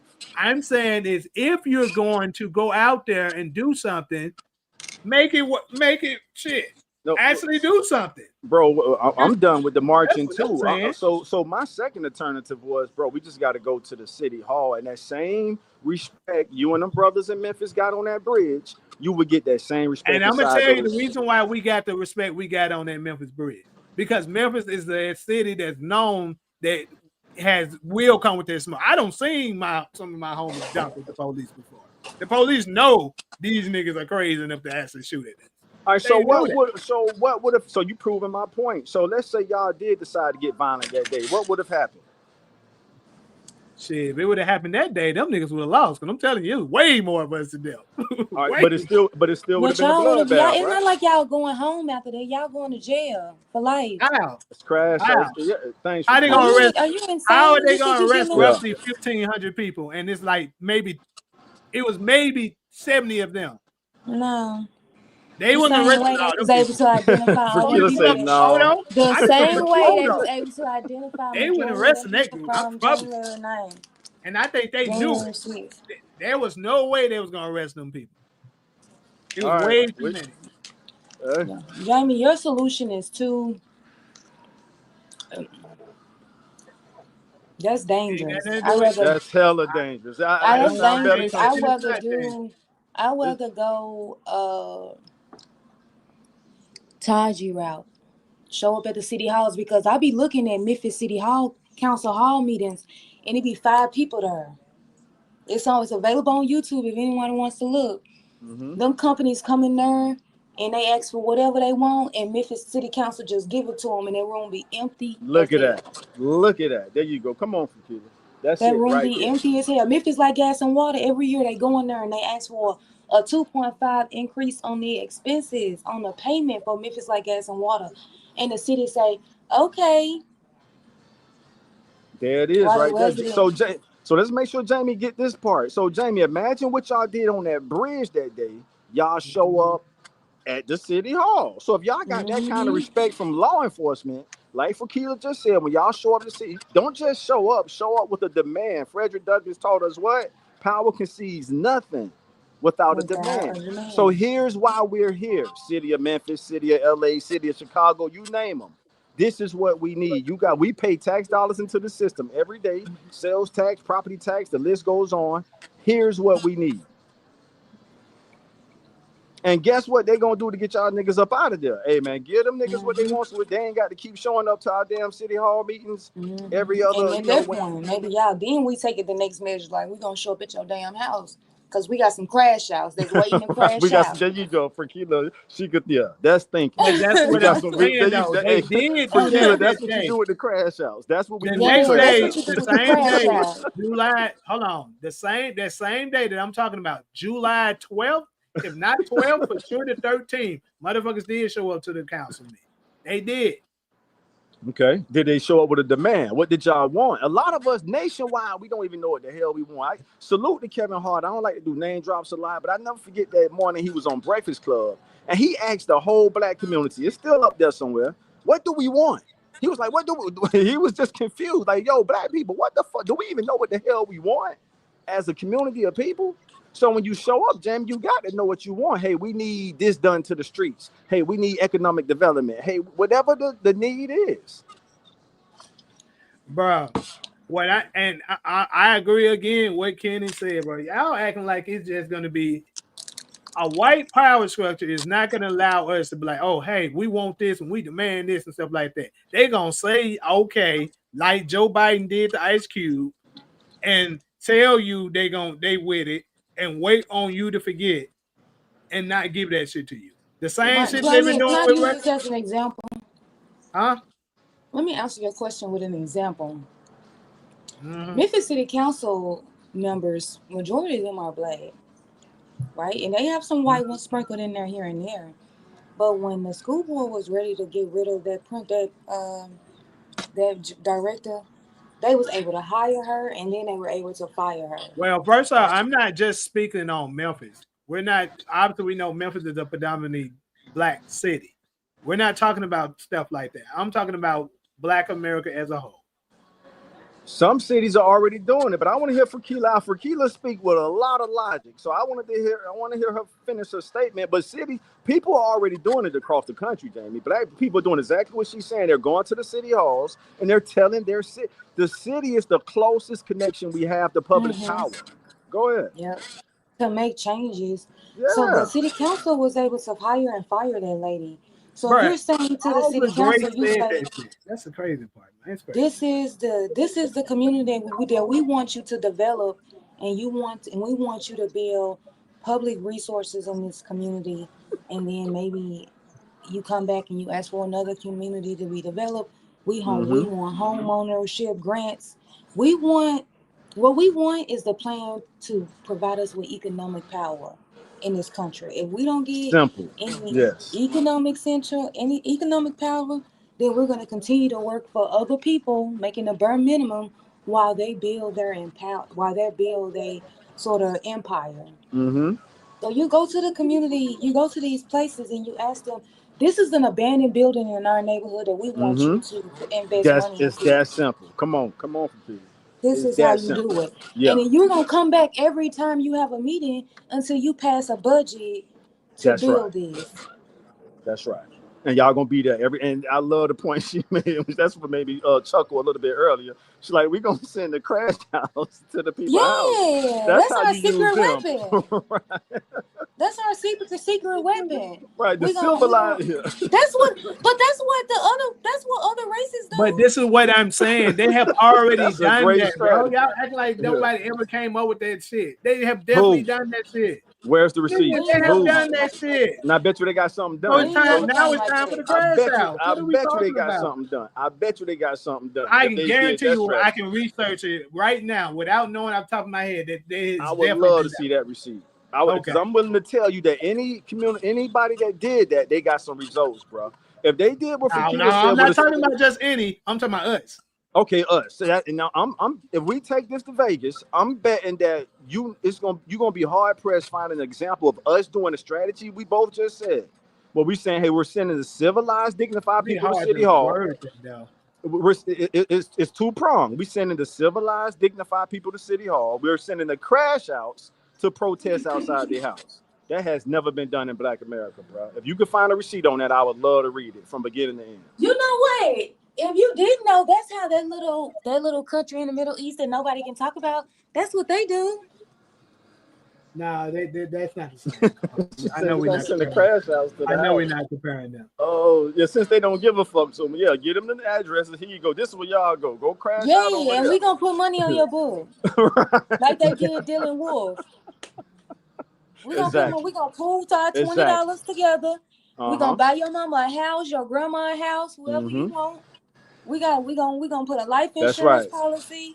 We gonna fund your whole life if you gonna handle that, because we want this in our community. Cook his ass support. I told you when it's stuff like that, you got my permission. Cook his ass.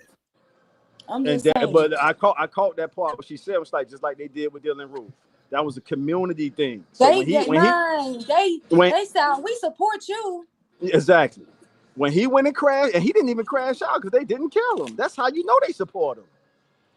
So he went with the mentality to crash out. Though they might catch me as I'm running out of Mother Emmanuel, and that just happened. But my family said, I'm sad. This the least I could do. I'm a low life. I got nothing to live for. Hold on, who y'all Most I talking could about do is right now? provide for my family. Jamie, we're talking about what I had a conversation with you about on the private conversation. She's talking about the wind. That's what you call the wind-ups. The Yeah, I know wind-ups that, is but exactly who particularly? she brought up Dylan Roof as a wind-up. He's what you call a wind-up. So a wind-up is a person with, like she just said, they're low lives. They ain't got shit to live for. And the person comes get in their ear and say, look, don't you want to go down to infamy, right? Here's what you go do. Go take out Charlie Kirk. Go take out Trump. Go try to take whoever. Go try to take these people out, and at least because you're ready to commit suicide anyway, aren't you? Anyway. Yeah, come on. For Kilo on point, bro, Jamie. You gotta wake up, bro. Let me buy your mama a house. Let me give Yeah, you y'all pay attention. The whole chat is basically agreeing with me. Y'all together with that. Talking about I gotta wake up. Yeah, you do, because you're trying to get the whole community to crash out. We got crash outs to do that shit. I didn't say the whole, bro. What I'm saying is, if you gonna do that shit, do it for real. Stop faking. That's what I am saying. That's my message. Stop faking. So to Frakila's point, when we was out there in the streets during the George Floyd era, what was the crash outs then? Waiting to go crash some glass to steal some stuff out the stores. Stick up. Because they don't have a purpose. That's what I'm saying. All right, then. So what good are they to our doing that? homie? Okay, so what changed? After they did that, what changed? Answer that for me. Jamie, we're giving them purpose. Look, bro, y'all already. I'm telling you this. You said what changed about what? Yes, after they got done with the George Floyd situation, what changed? What did we get? A lot changed, but guess what happened? So let's start with the organization you spoke down on earlier, BLM, among others. Man, corporate sponsorships went up. We mismanaged the money. That ain't their fault. The whole world went to sending money to our community. Yeah, to Black Lives Community. Come on, and now Black Lives Matter. I already don't cook that. That shit is not us. Listen, Jamie, I understand that we later found out that it was a scam, whatever. But look at all that's the people. What I'm saying. You're helping my point. No, but you won't let me finish my statement either because you're interrupting me. And that's toxic masculinity, Jamie. Brother to brother, fam. Let her speak. She speaks with a lot of sense. So I guess is it feminine to say, man, let the lady speak? Is it feminine to say? Is it feminine? Don't do that. I was speaking first. Don't do that. Is it feminine to say let the lady speak? I'm trying to understand what toxic masculinity versus this new age feminism y'all talking about. So is a dual feminist, man, let her speak, man. She made good points. Nigga, I was speaking first though. That's what I'm saying. Go ahead, Jamie. Go ahead.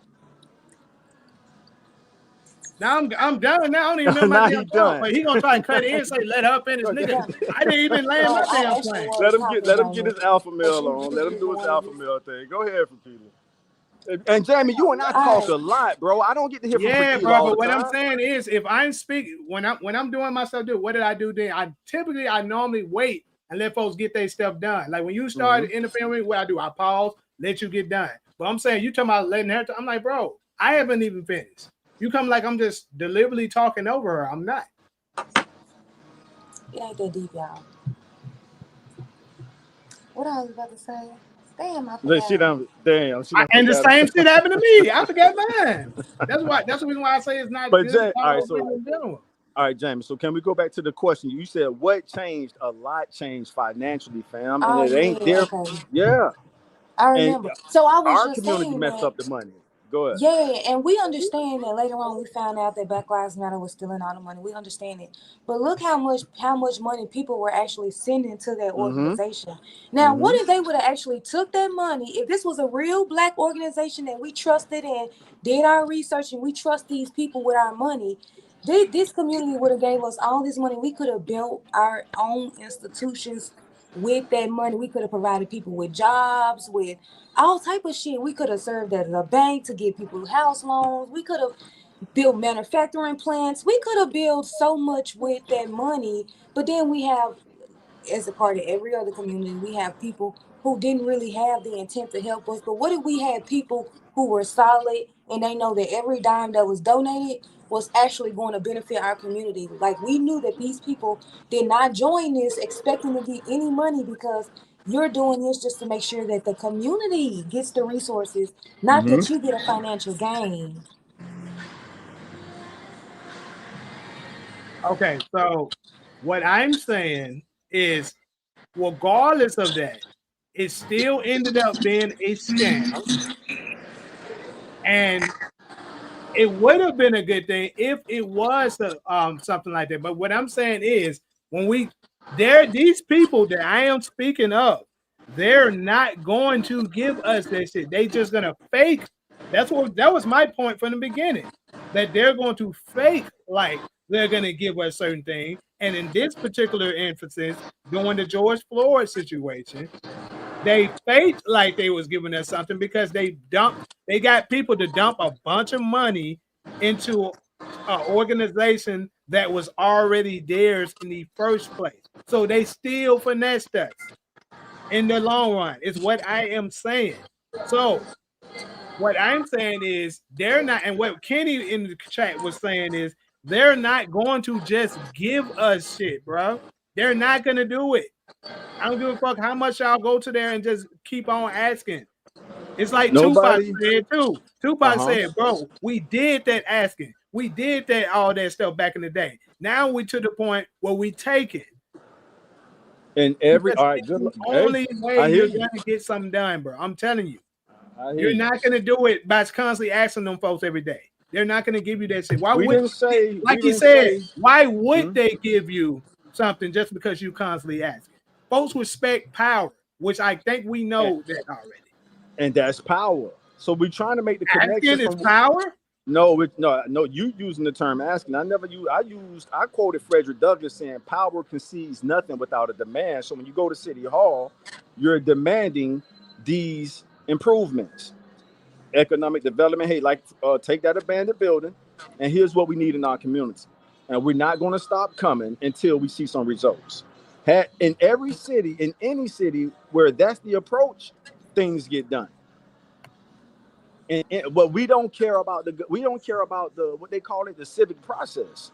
We don't care, and those city council meetings be boring as hell. I done been through this shit, so I can speak from experience. Those meetings be boring as hell. But if you want change, you gotta send people who got the patience to sit there, and you're on public record, so you got your receipts. Hey, here's what we need, and we're not gonna stop showing up until we see some results. We're from here. We pay into this city, whatever city it is, and we need to see. So we see how y'all trying to squeeze us out. We got the receipts of you guys giving these people who are not even from here all this money to do this, that, and the third. So I'm saying that's a more intelligent approach than crashing out.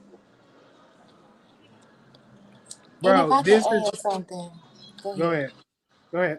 I was just gonna say, I also don't think that, I'm all for us being self sufficient. So I don't think that we should take money from other races. I think that it should come from us. $5 from this family, $10, $20 from this family. We pull that money up together with people we trust. Removing Black Lives Matter out of the situation. We have to vet these people.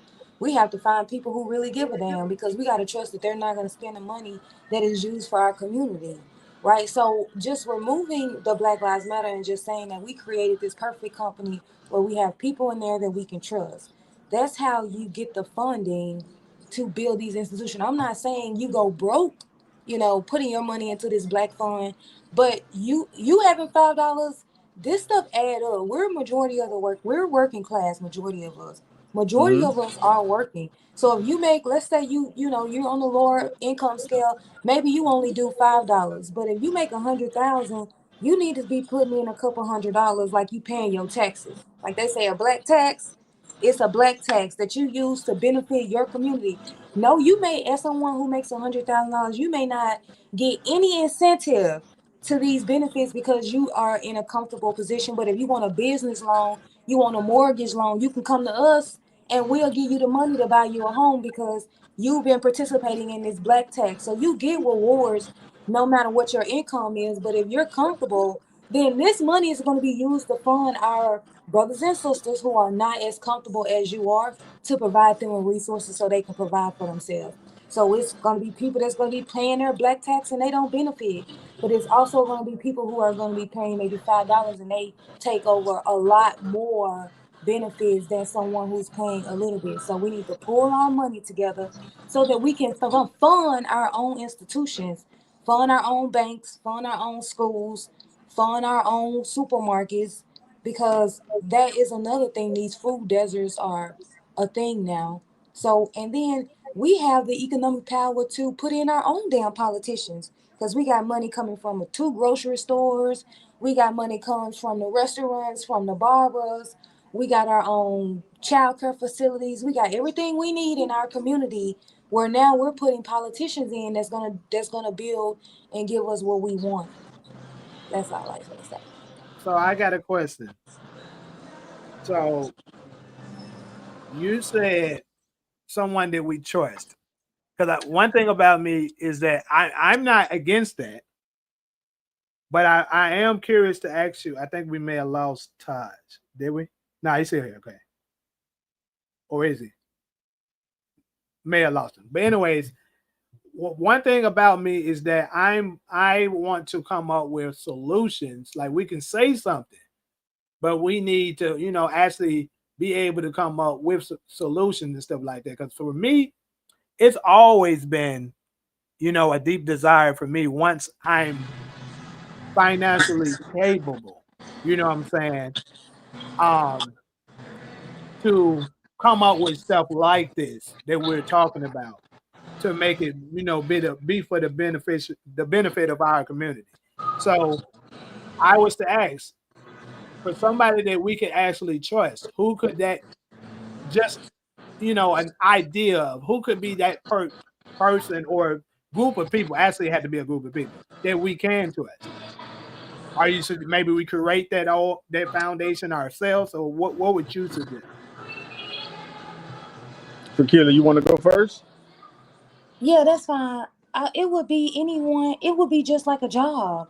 You would have people that come in and you interview, but then you wouldn't just put them in charge of themselves. You would have oversight. Then you potentially may want to even hire independent firms to go in and do the accounting to make sure everything is correct. I mean, we don't have to search very far. We can just look at how all these other corporations are functioning. The way it's work, the way it's going to work in practical sense, we can just take it from one of these other corporations. We don't really have to we don't have to get creative with that. Right. It's more so about us as black people being committed to ourselves, changing the way we think about ourselves, thinking we can't do it because of this, instead think that we can do it. It's all about our mindset. We make the money to be able to afford to change our environment, but instead we rather spend our money on foolish stuff, or we rather sit back and Yeah. say, well, they came up with this and I don't agree with it, so that ain't gonna work. And that's what I just keep saying. That's not gonna work. That's not gonna work, even though we haven't tried and you have no desire to try, because you're not committed to black people as a whole. You may be committed to your family and your individual friends, but as far as us as a race, a lot of us are not committed to ourselves, and that's the reason why we won't sacrifice for each other. I agree with probably everything you said.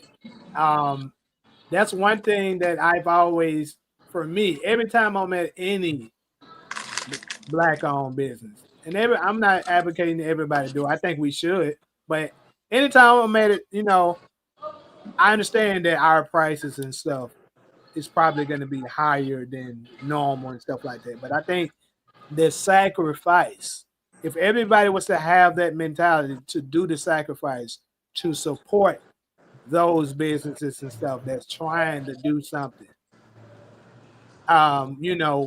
in faster than we would think, we would see a huge change in a lot of this stuff.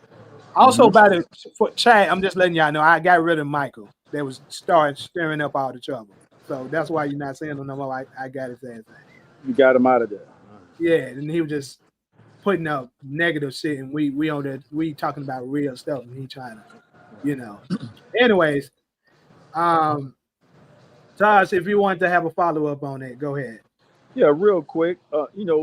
there are systems we can use to where the money is invested. One person it doesn't have the opportunity to commit theft, or embezzlement, and the money doesn't get spent until we reach our goal. That's one way it could be done. I used to be on this African American Advisory Council, and on that council, we wasn't able to hold money, so we couldn't even have an account. And this is how they prevented theft. So whatever we wanted to get done, if we wanted to do an event, it was almost like what they call the no, the pass the hat approach. Where hey, here's what we need to fundraise. We can go engage with different sponsors to try to get them to help out. But here's the limit we have to, and that way you put the money towards that limit, and then when you hit that limit, the money gets spent, and that makes it theft proof. But if you don't go that route, it has to be a system where it's just because that's the biggest thing, theft. And last point, real quick, with the reparations, that's why we want to put it through public government so bad, because it's easier to trace the theft through public government. If you go through a nonprofit, I just learned this earlier this year, man. In nonprofits, them people can vote out the original founder and then appoint somebody else, and then they do what Black Lives Matter did. So you don't want to. We hopefully we've learned our lesson from BLM. Now we don't want to do the nonprofit shit because we saw what happened with them. It was highway robbery. So the public government is the best route to set up a fund in public government, or use some type of escrow to where a penny don't get released until we meet our goal, and this money go towards what we saved it up for. Completely agree. And that's because our biggest issue is the theft. So how do we? I don't trust nobody when it comes to money. I'm gonna just be honest with you. That's Just, that's the reason why I asked the question that I asked. bro, you could put Jay-Z and Beyonce over the account, and I wouldn't trust them. I'm sorry. I definitely would trust them. What the hell? Yeah, and I they mean, but it's billionaires. ways, it's things that we can do with an account. I mean, it's gonna be. I think it's not so much the account, but where exactly we get the money from, or the money is going, right? So, like, if we have somebody, because this is how they do it. They put somebody in place to, run this business. Say, for example, you're operating a supermarket, right? They operate a supermarket. They would say, okay, well, I need a cleaning company. So I need to go for subcontract a cleaning company to come in here and clean up. But all along that they're subcontracting their own damn company to come in there and clean up. So now this man has paid himself $50,000 from this account for a cleaning company, and maybe he's hired, 5 of his friends to come in there and clean up.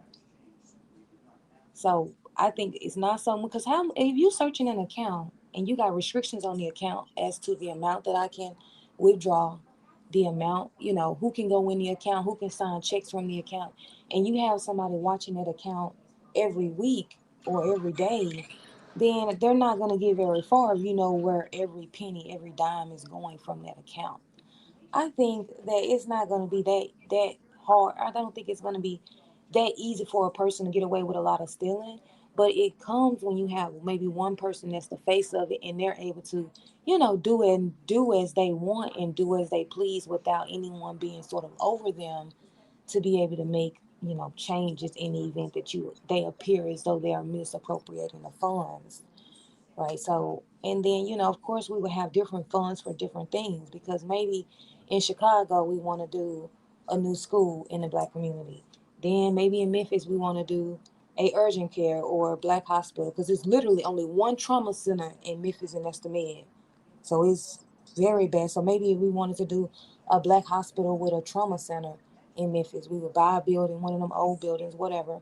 Maybe we want to do a manufacturing plant in Memphis, because there's a lot of old manufacturing plants in Memphis that are not working. What if we was to buy that, put it in operation? Now we make something like all different car parts, all different tools, shirts, whatever you want. You can hire us to manufacture it, and we didn't put $5,000, 5,000 jobs for Black men or women to work in this factory. Now you didn't put all these Black people to work, plus whoever we're manufacturing these materials from, they paying us, and now we need another one. We using that to buy a school in Memphis. You know, it's just that if we was to fund our money, that's the investment in creating jobs for other people other than ourselves. So I mean, I we wouldn't just know. have I to wouldn't get together say we have to get together and agree on where we're going to invest the money. I think that's going to be the hardest part, or what that. each I city agree. That needs. would be where the problem lies. Where to But invest it's it always going to and be a problem, how huh, to Jamie? protect it.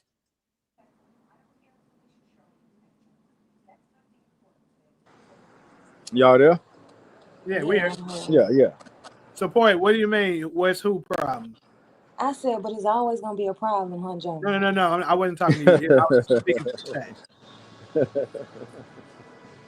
Go ahead, we listening. No, I was addressing someone in the chat. They asked me Yeah. something. I was answering. Oh, go ahead. Yeah, it's just so many cases of people getting away with the money. And I know I'm not that familiar with escrow, but I know that if you don't reach a limit, everybody get their money back.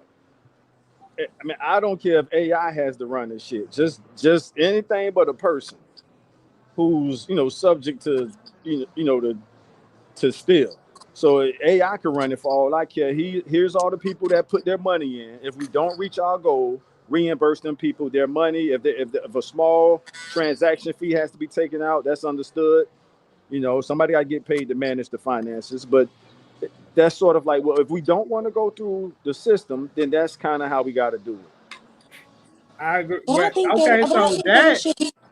But just to follow up a little bit, just a little critique. I would say that we are building this money for a specific project, but we still want to continue to collect the black tax so that we can fund other projects, because we don't know. We don't want to say, okay, we want to raise $10 million and we're going to charge every black person $20 per check. It may take us 6 months or however long it take us to come up with that money. If we're able to buy that, then we want to still continue to sort of keep taking the money so we can build other projects. I mean, we're not stealing still, regardless if we get the manufacturing plant up or not. We're not stealing, but maybe we want to create a childcare facility, or maybe we want to fund this buildings, or maybe, I think that it should just be a continuous thing and not something that we do like once we build that project, now we're done taking the money and making these resources available to people. So it's sort of like a continuous thing, because I feel like we have to rebuild our communities from the ground up.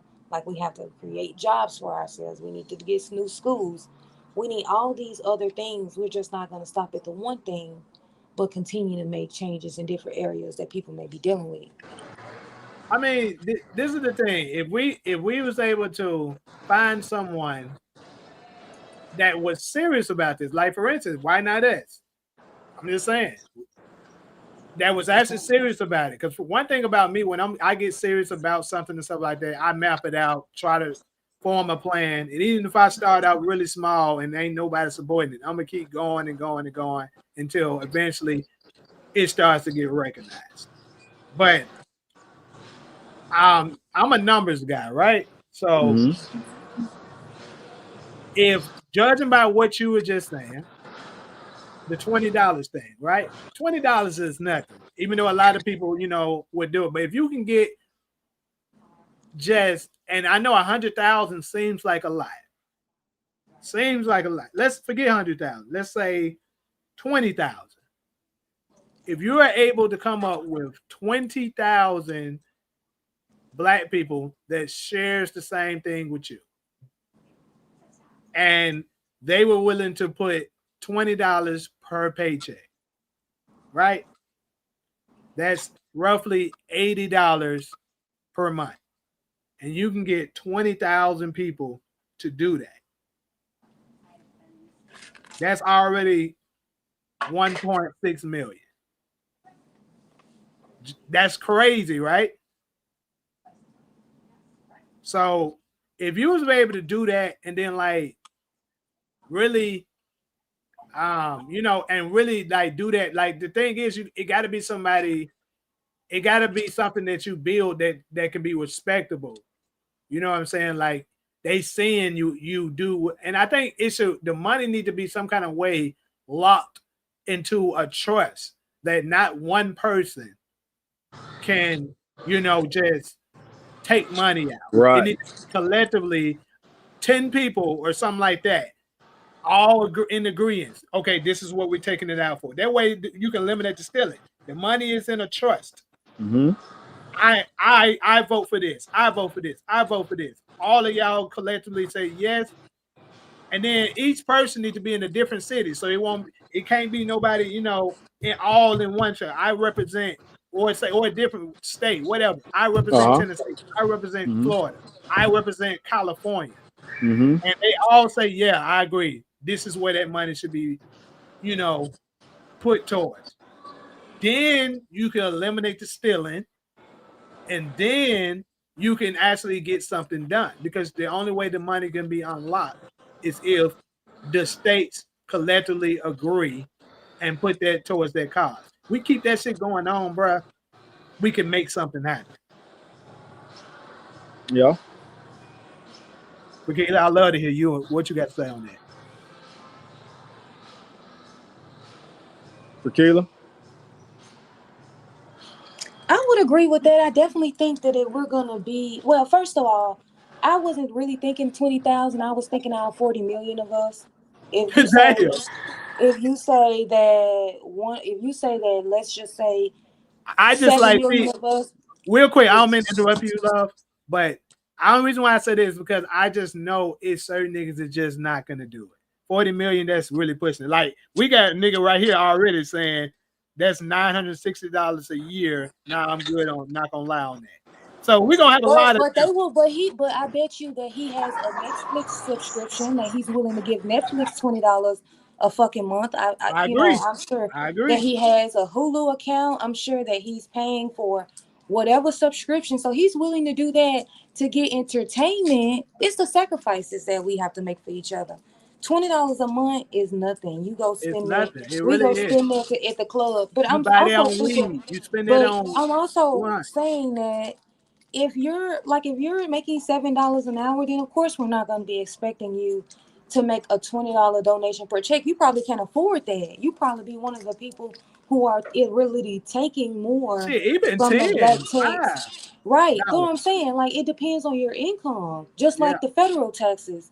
Uh-huh. And I would agree with your method of having each state having a different representative, because we may not know what each state need, but we're voting on it just like the United States do. They vote on how they dispense our tax dollars all the time. We don't have to get creative on how this is going to be practiced.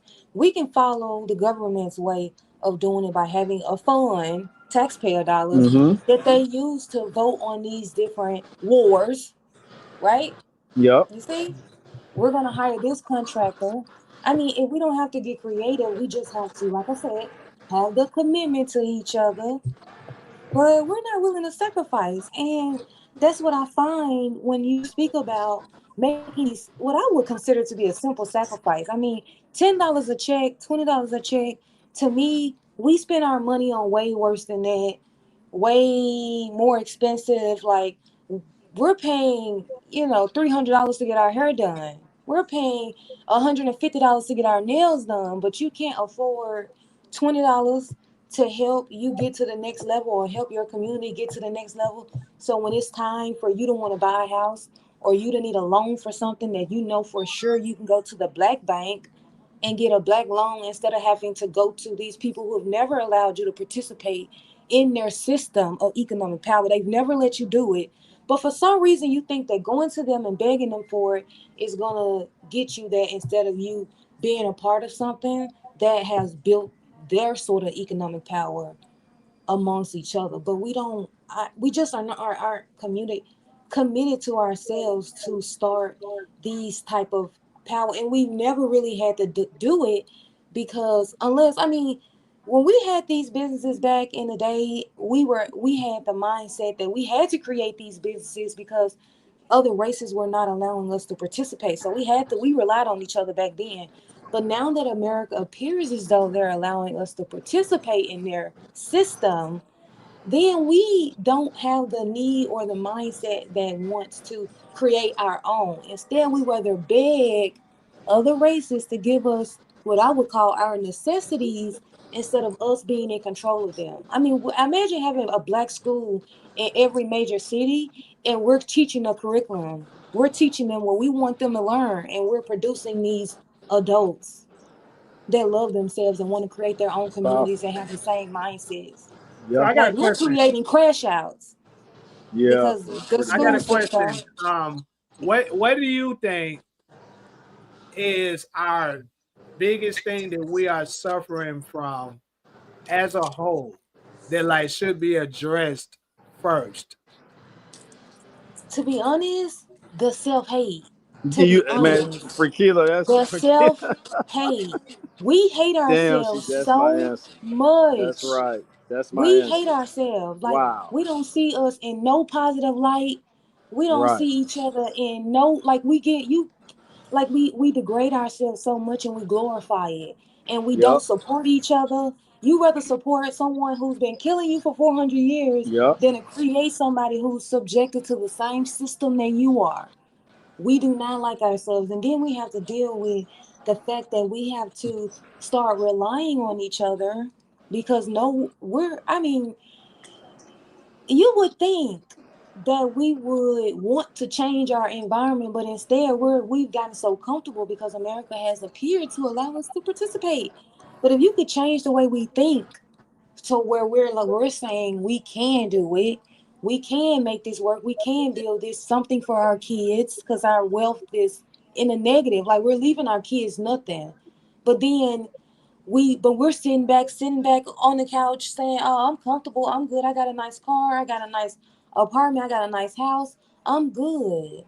But then you look around your community, you look around other black people, and you see the wealth is at zero. But we comfortable with that though. Other races wouldn't be comfortable with that. We're comfortable with it though. But we hate ourselves. That's the biggest thing. I feel like if you That's could it. Yeah. change the way we think about each other, you could convince them to make a simple sacrifice as $10 a month and not feel as though you're getting scammed because you go to the store and spend $10 on nothing. I mean, the chips $3 now. So I Man, know you went to the store and bought a big bag of chips for six right. dollars. So you mean to tell me you can't add $4 to build your own community? So maybe you can afford a house. Maybe they'll be willing to give you a loan. I mean, we just have to. I don't know. I mean, I don't know. It's easy Okay, for me. so T, let me address let me address two things. Um, the point we actually are still on the third topic. This one just so happened to shoot out of control, but it's been Mhm. great. But to Kenny, yes, other races did take what they want. I agree with that, but I will say every other race that pretty much did go to war, I will give this to. This is going towards a shot, as Taj would say, in both of them baskets. We are much smaller than the other ones that had to go up against us. So what they're suggesting here, I'm guessing, is that a way to. But I will say this: they will try to, because something like that is a huge power move. They're absolutely going to try to sabotage it. They're just going to do that. We know that. But in order to avoid bloodshed, I guess they're saying this is an alternate way. But to me, unless something like major was to happen to just put them out of commission some kind of way, I think other than that, war is probably the only way, because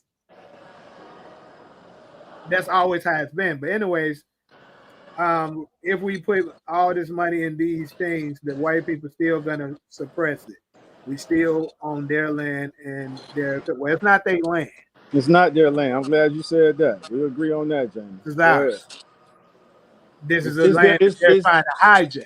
It's And their speaking of system. which, I think I think with him saying that, sorry, I don't mean to cut you off. Are you good? But I think with him saying that is a perfect time to go ahead and flip over to this last segment. All right. Because he's claiming it's definitely not ours. Let's It's go not. ahead and It's let's their go to this system. last Go point. ahead. All right. So the last segment, people, blacks came here on ships. And the reason that, Kenny, that you're probably saying what you're saying, that it's not ours, is because you actually probably believe that we actually came here on ships. So if that was the case, then you would be right. And either way, it still wouldn't be theirs, because we know for damn sure, according to their own history, when they were trying to teach us about bogus ass Christopher Columbus, he came and discovered a world that people was already at. So how the fuck was it his? You can't discover something that somebody else is already there. But anyways, the last segment, we're gonna dive into this. I do have a video that I wanna play. It's a really short one, like a minute long. But it was a guy that made a very interesting point. And I was like, you know what? He's right. And I always felt this way anyways, but this is just more so validating more of what I always felt. And I got more points to add to it once he say his. Okay, it's not allowing me to play it. I'm gonna have to do it another way. Damn. I'm gonna have to do it another way. Hold up.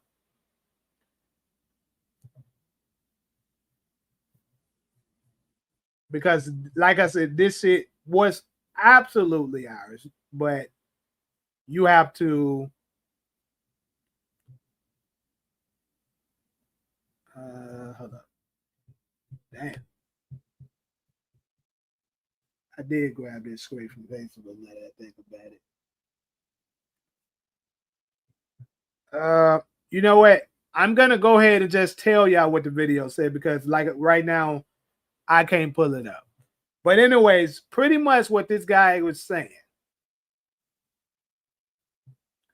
is, as we know, the oppressors that we have been dealing with has always found a way. If it's a way to make money, they are gonna do it. And one of the biggest things that they do to make money is tourist attractions, right? So with tourist attractions, we have so many different things that people are able to visit, that you're able to look at. Like we got the civil rights museums, the Underground Railroad, things like that, right? That you're actually able to go to and visit it, but like, this is where this took place. You know what I'm saying? So why haven't, after all these years, we haven't seen one event where they were able to host a slave ship? Think about this. It would be folks would pay top dollars to look at the ships that brought all of the slaves over to America, right? But you haven't seen one school that I know of. Y'all can let me know if y'all seen one, but I haven't seen one either, where they've been able to show, like, this is where we brought all the slaves from Africa at and brought them over here to America. So basically what the guy is hinting at, and what I also feel, is that they never brought us here on ships, people. We were already here. That was going to be my question. So I guess my question was to sort of clarify what you were asking, was that, or saying was that we're unable to find where they docked ships, therefore the transatlantic slave trade didn't happen. Yes. Okay. So when you say dock ships, are you talking about like the landmarks, or are you talking about actual slave ship? The actual slave ships.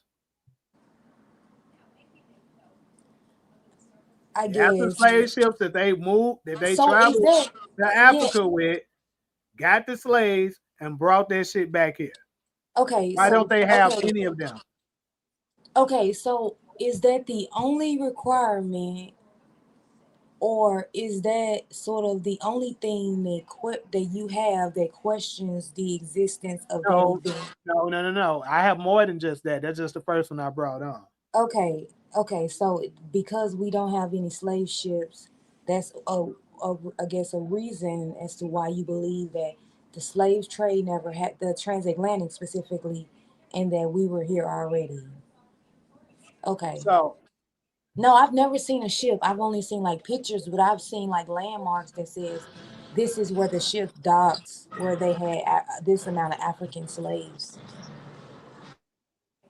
so it's something in there that you know that I believe it's some kind of, and we got to dig deeper on it, but it's something else in there that they are lying about. I believe they may have possibly had a little bit of success of bringing certain people to from there to here, maybe.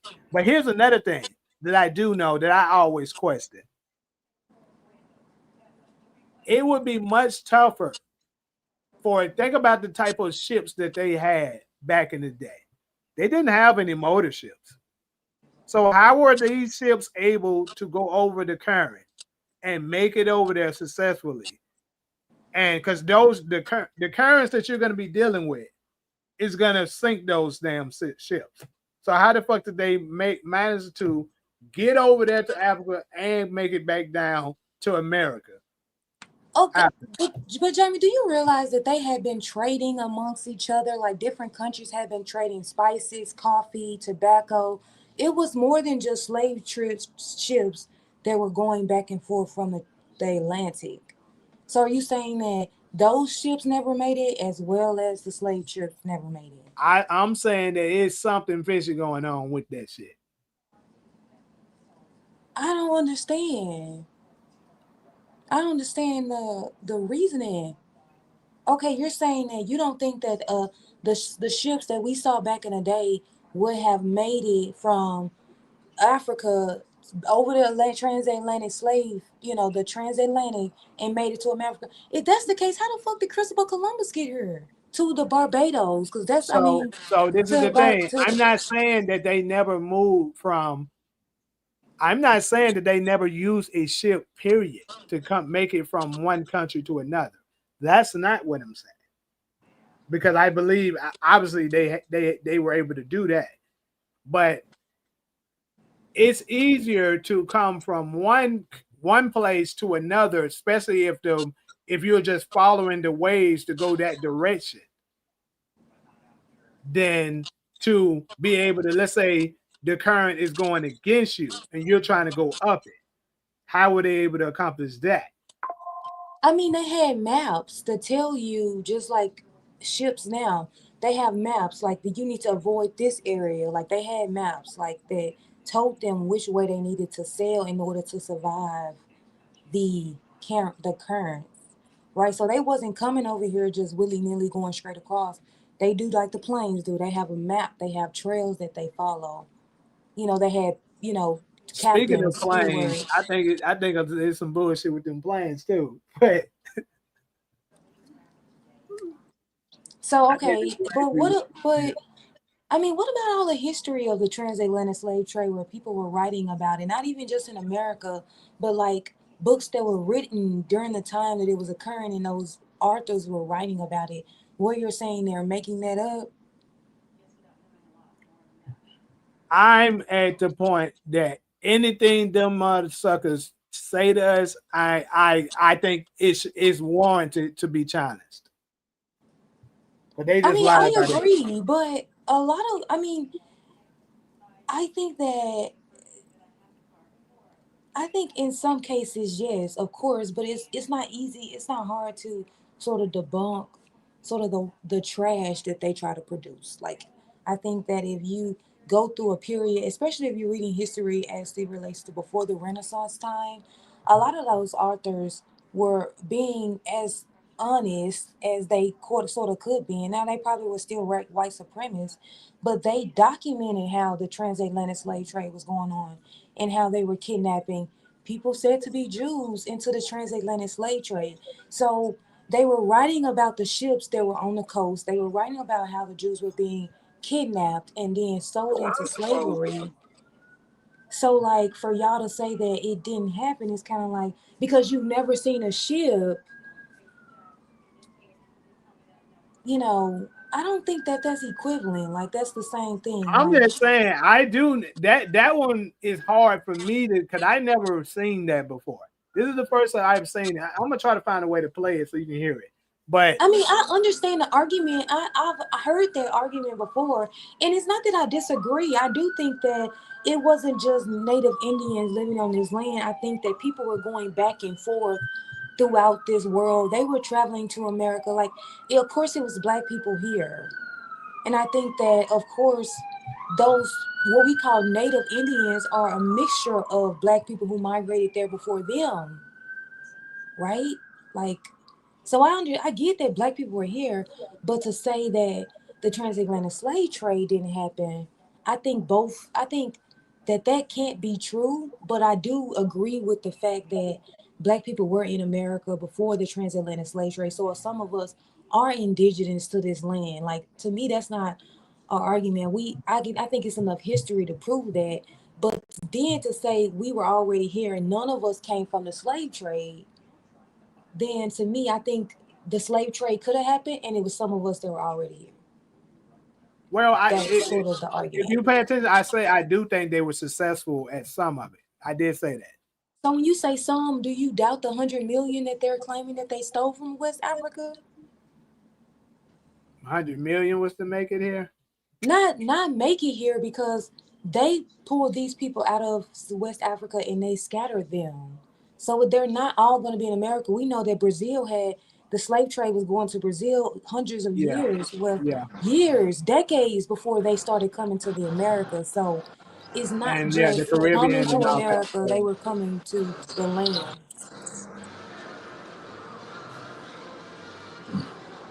Okay, okay, I just thought okay. it was an interesting topic. Charles, go. What you got to say? I mean, well, our ancestors, ancient Israelite ancestors, they gave them up first in West Africa because we were different. And now, to your point, let's say they only did a few trips as far as them bringing the Hebrews, the whole Hebrews, the Negroes thing. Mm-hmm. And I do agree with you that I think it's a reverse psychology thing. So, I majored in psychology, so I like psychology. And I think they just did a reverse psychology on all the other melanated people that was already here. So a few trips was made, and then after that, because what they have on paperwork is 1619. Now, this ain't quite the United States. 1619 is the 13 colonies. So You know from what's also, just real uh, quick, I just wanted to throw it out there while you're saying 16, 19. You know what's crazy is 1619 is actually the same year that the King James, the original King James version of the Bible was created as well. Yes, and that's where Jamestown, Virginia comes from. So you're dealing with the king. That's a good point you just made. Yeah. Jamestown, Virginia is named after King James. And when you do the year math, it's right there, 1611, 1619. Right. 1611 is when he published the book we call the Bible. And he's the first person in human history to make the Bible available for anybody who wanted it. So that's whether you like King James or not. We don't have to get into his personal life, but he's the first. Before him, you had to go to the church and let the pastor read the Bible to you. So he's the first person to make the Bible available for everybody in 1611. When he sends the people over here, they remember this is England. So we're talking about the King of England, not the Spain. The Spain came to America in 1492. Right. You see what I'm saying? So if you're talking about the British Empire, King James sent that ship over here. And it landed, it's documented as landed in 1619. So, but to your point, Jamie, I believe majority of us were already here, and they just did the reverse psychology on all the other melanated people. They reverse psychology. They did the reverse psychology to make us believe all of us came from Africa, and that wasn't the case. It probably was a small percentage that did. And then they made everybody else believe that's where they came from, so they could do the land swap. So yeah, this is what. Okay, so who's familiar with the Apocrypha? I've heard of it, not too familiar with it. Yeah. Okay, so in the what about you, Fakila? You're familiar with it? Yeah, but I've heard of it. I've heard of it. Okay, so basically in the Apocrypha, the book of Esther, I think it's Esdras, if I'm not mistaken. It basically speaks on when Israel was first being divided and attacked and stuff like that, and they had to start going separate routes, right? So, according to the Apocrypha books, in order for this is what is known the northern side of Israel, what you also known as today the Native Americans. This is how they were able to cross over to the America. They said the God stilled the water for them to actually be able to. That goes to talk about that current that I was talking about. I was like, I find it very hard for them to be able to, get those routes done consistently without their boats being sinking. So according to that, it said that he stilled the waters, they were able to cross over. And then the southern part of Israel, which is the Judah side, traveled on over to Africa. And they were later sold out by the Hamites that were there. Absolutely. And that's how they were being captured and stuff like that. Right. And then they left and they were ran out of it, you know what I'm saying? I believe, you know what I'm saying? That's how some of them got, to America, and some of them, were brought over by, like, that's why I say I think it's a mixture of both. But I think they did it like that. Like, I agree with you, it's a mixture of both, but they did it like that because they wanted us to believe that us and the Africans are all the same people, and it's not the case. It's not. The Hamites, like you said, is sub-Saharan African. So, and you made a great point. So as the Israelites was scattered out of Israel, I mean, when you can just look at the map, and Africa is right there. So let's localize this. Let's think about all the cities we come from. If it was a case where you had to give up some people, you would give up the foreigners first. So if you in Memphis, if you're not from Memphis, give them niggas up. You see what I'm saying? If you're not from Chicago, give everybody who ain't from, put them niggas on the boat first. If you're not from Miami, LA, whatever city, so that part makes sense. Hey, give them niggas who take Saturday off, give them to the clear people. So that's what happened. That's what happened to us. So the Hamites, like, yo, they don't speak our language. They don't click when you got to remember, man, them people didn't even have written language, recorded history until like the 1870s. You can't say that about the Israelites. And that's a great point, because what the people who don't want us to get reparations are saying, hey, our slavery did you guys a favor, because you guys didn't even have recorded history or written language prior to 1870. We had to come into sub-Saharan African and teach you guys how to develop a written language and a recorded history to keep track of your journey in this world. You can't say that about the Israelites. So for them to try to, that's why they want us to be sub-Saharan Africans so bad. So they know slavery did y'all a favor. You guys should be thankful. That's how they looking at us. But once we prove that, no, buddy, no, we're the people of the book. That's our history right there. That's our history book. And so it's a difference between Israelites and Hamites, and it only makes sense for the Hamites to give up the foreigners in West Africa. And bro, so how do you get hymns over here in the U.S. where we singing Swing Low, Sweet Chariot? Now that's a whole nother show we got to do. All of those are Hebrew hymns, bro. Kumbaya, that's Hebrew. Kumbaya, my lord. Them niggas, part of my language, but them sub-Saharan African niggas wasn't singing shit like that, bro. That was our ancestors. Come by here, my lord. No, swing low, sweet chariot. They sub-Saharan Africans didn't know what the hell a chariot was. The Israelites did. So that's our proof. And that's well documented that some of the slaves in the United States were singing songs that connects to the Jordan. Why are we in the United States singing about the Jordan River that's right there in Israel. That's it. Is that not interesting? Then why are these slaves singing about the Jordan River? That's not in Africa. That's in Israel. So it's a whole reverse psychology thing. There's some real, heavy stuff we getting into. I don't mind. The truth got to get put out there. You know what I'm saying? And it is what it is. So yeah, we can't fall for that by letting them, by again, more reverse psychology, make them Black American biblical Israelites believe they're Africans, and that's what Trump did. If you pull up HR 1242, Trump couldn't label us as Israelites. Okay, so we're gonna label them as Africans. That's the throw off. That's what you're talking about, Jamie. That's the finesse. Yep. But you not gonna see, but that man know who we are.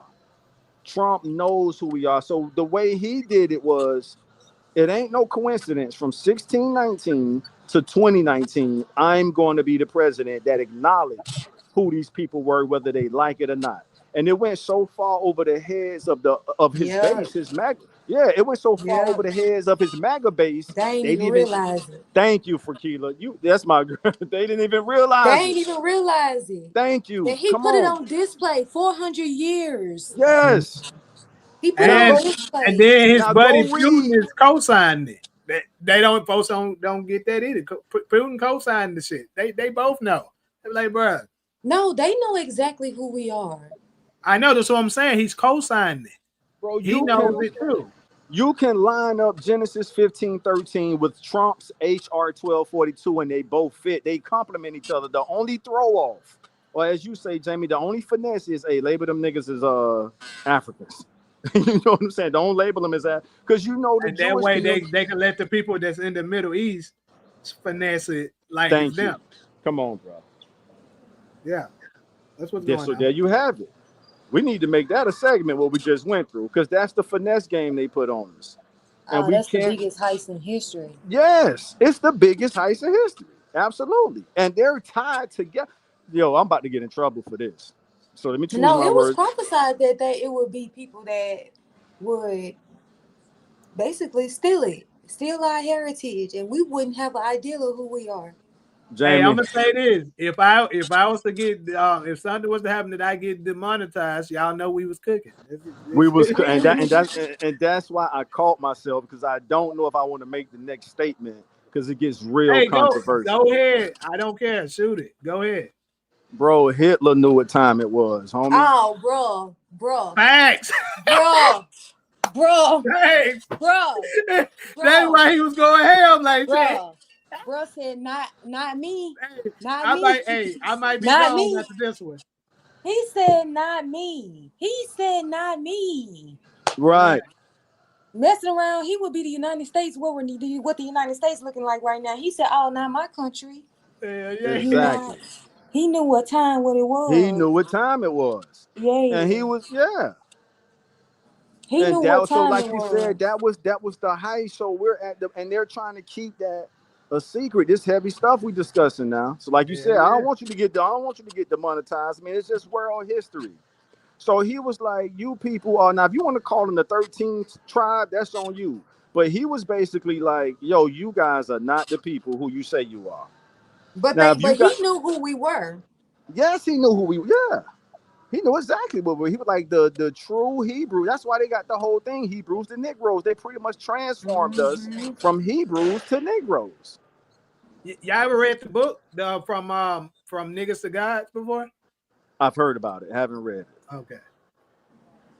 Yeah, so we got to be careful, man, because even with all this Charlie Kirk stuff going on, like I'll be it's not fear, it's wisdom, Jamie. It's being wise about the stuff you put out. But people are getting taken out because they telling the truth. The truth is becoming an illegal substance.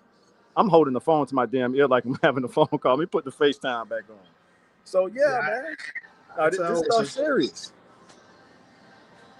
And so we have to look at all the Ali, with the real Jews thing, because like here's another thing with the Jews thing. Taj, Cairo actually was the first one that I heard say this years ago. And it stuck with me. I was like, that shit make a whole lot of sense. She's like, them folks ain't the real Jews. Think about this. What is a Jew? The stone, it's condensed sunlight. You know, it absorbs the sun. What happens when they go in the sun? They get fried. That's how you know it ain't there. Who is the only group of people that can go into the sun and you know it actually gives them energy? Us. That's how you know who the real ones are. And I was like, bro, that makes a whole lot of sense. Shout out the well, I'm not gonna name drop her, but it's another heavyweight podcast person, and she brought the receipts to where their own scholars were letting it known that hey, we actually originate out of Europe. They come out of Europe, and look, here's what I am thankful for. I got to say this. That the creator is so great that the creator basically said, I'm going to use a group of people to carry y'all information through time. So whenever y'all ready to wake up, you're going to already have the example of how you're supposed to be living.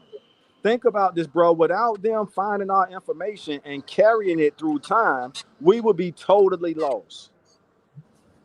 We got the book, but we don't even believe we're the people of the book. So we will be totally disconnected. And I said this on your last show, Jamie. I'm going to say it one more time and I'll pass the mic. Out of the 8 billion people on the planet, out of all the different human race groups, how come we're the only human race group that's disconnected from their heritage, from our lineage? The same reason why don't nobody know who the Jews are. And so that fits like a glove. So if you said nobody know who the Jews, that's a powerful point for Keela. So if don't nobody know who the true Jews are, and we're the only people disconnected, come on, does that not fit? If we're the only people disconnected and don't nobody really know who the authentic biblical is, under the curses, it's so crazy how they can pick and choose. They can we can be going. The curses can fit us like a glove, and you like still a glove. People, yes, you still have people saying, "Well, that's not every one of y'all." Well, it was supposed to happen to it's a nation. enough of us, right?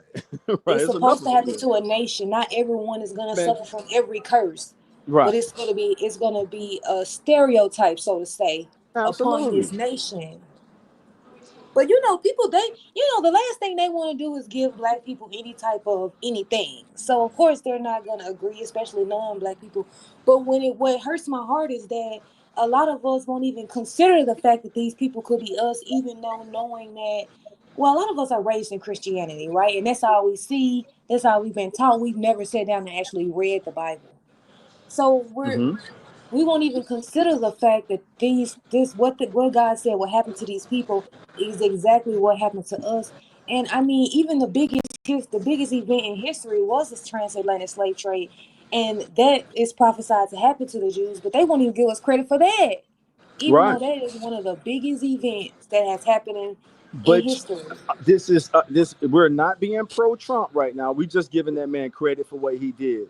He did acknowledge it. He just did it in a way, like you said, for Keela, that flew over his base head. It's documented. So when you go to Egypt, they say, hey, man, we don't have nothing like that in our history. They let it be known. Like, yo, we don't really have that in our history of, the people who saying they was in bondage in what we know to be Egypt. But America does. So that's a prophecy fulfilled. And Trump, in his ego, he want his name on that the same way he wanted his name on them pandemic checks. Hey, I want to go down. Trump know he's in his 4th quarter. So he's like, yo, what else can I do to beautify my obituary? What else can I do to just add to my legacy? Even when I'm gone, people are going to wake up and realize I knew who these people were. And that's what he did, bro. And people were just slow to wake up to what he did. And remember, I told you. Go ahead. I was just gonna say, but that's so crazy to me that they will say that these people who are in that place right now are the people, even though they don't fit the curses, don't fit them. They would say, oh yeah, these people are the people, even though they don't fit the curses, but then won't even entertain the idea that it could be us, even though it fits us like a glove. Because it's the heist, what you said earlier for Keela. They not about to. That's a money bag. They're not about to mess that up. You know what like I mean? I told you, the arrogance, I be trying to tell certain people like that. That's like I think we be so filled with hatred to the point that it can sometimes be to a fault at times.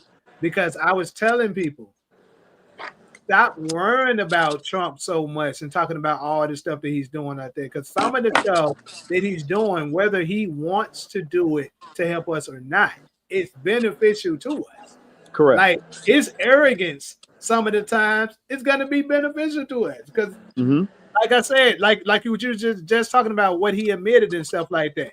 And like I was also saying, I wouldn't be surprised as long as this reparation stuff has been going on, if Trump was to be the president that finally signed off on it. He's going to do it.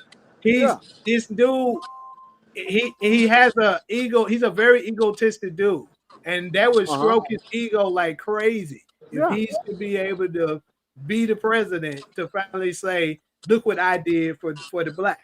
Why wouldn't he finish? Right, Jamie.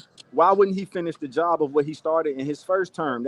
So if you've already, bro, sis, that's a public law. HR 1242. Jamie, you checked it out in our last show. That's public law as we speak. That's not a bill that needs to be passed. He signed that into law. So why? So to your point, Jamie, why wouldn't he finish the sandwich? Okay, you put the bread at the bottom half of the sandwich, the low. So here's the thing. White America, remember that it's so like for Keela's point, the greatest heist in history.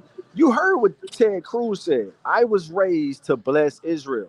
So what Christian Americans are doing, they're blessing Israel with their money and everything, but they're blessing the one over there. They're not blessing the one right up under their feet because they got us under the description of sub-Saharan Africans, and some white Americans know already.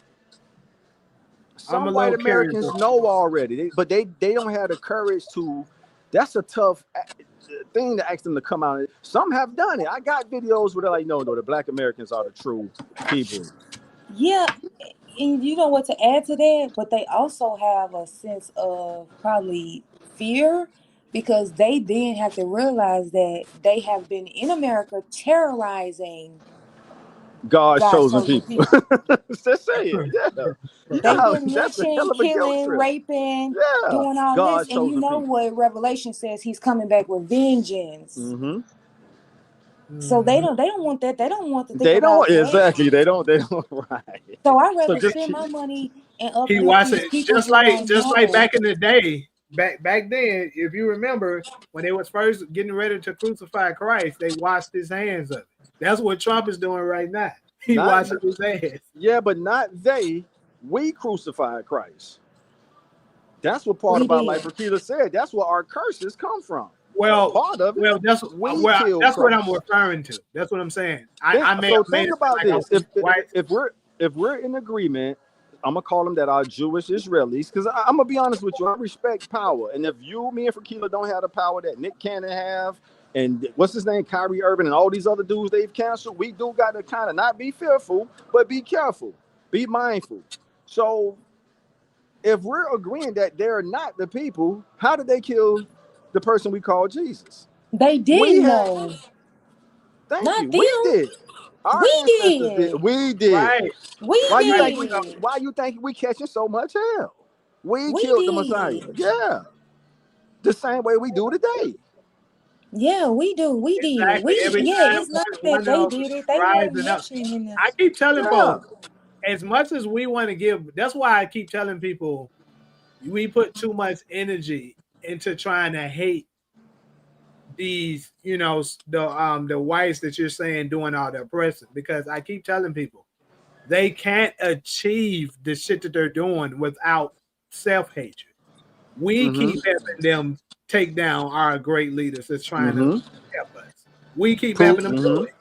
Every last one of the time when it happened, one of our greatest revolutionaries, who the one that pulled the trigger? It's somebody black.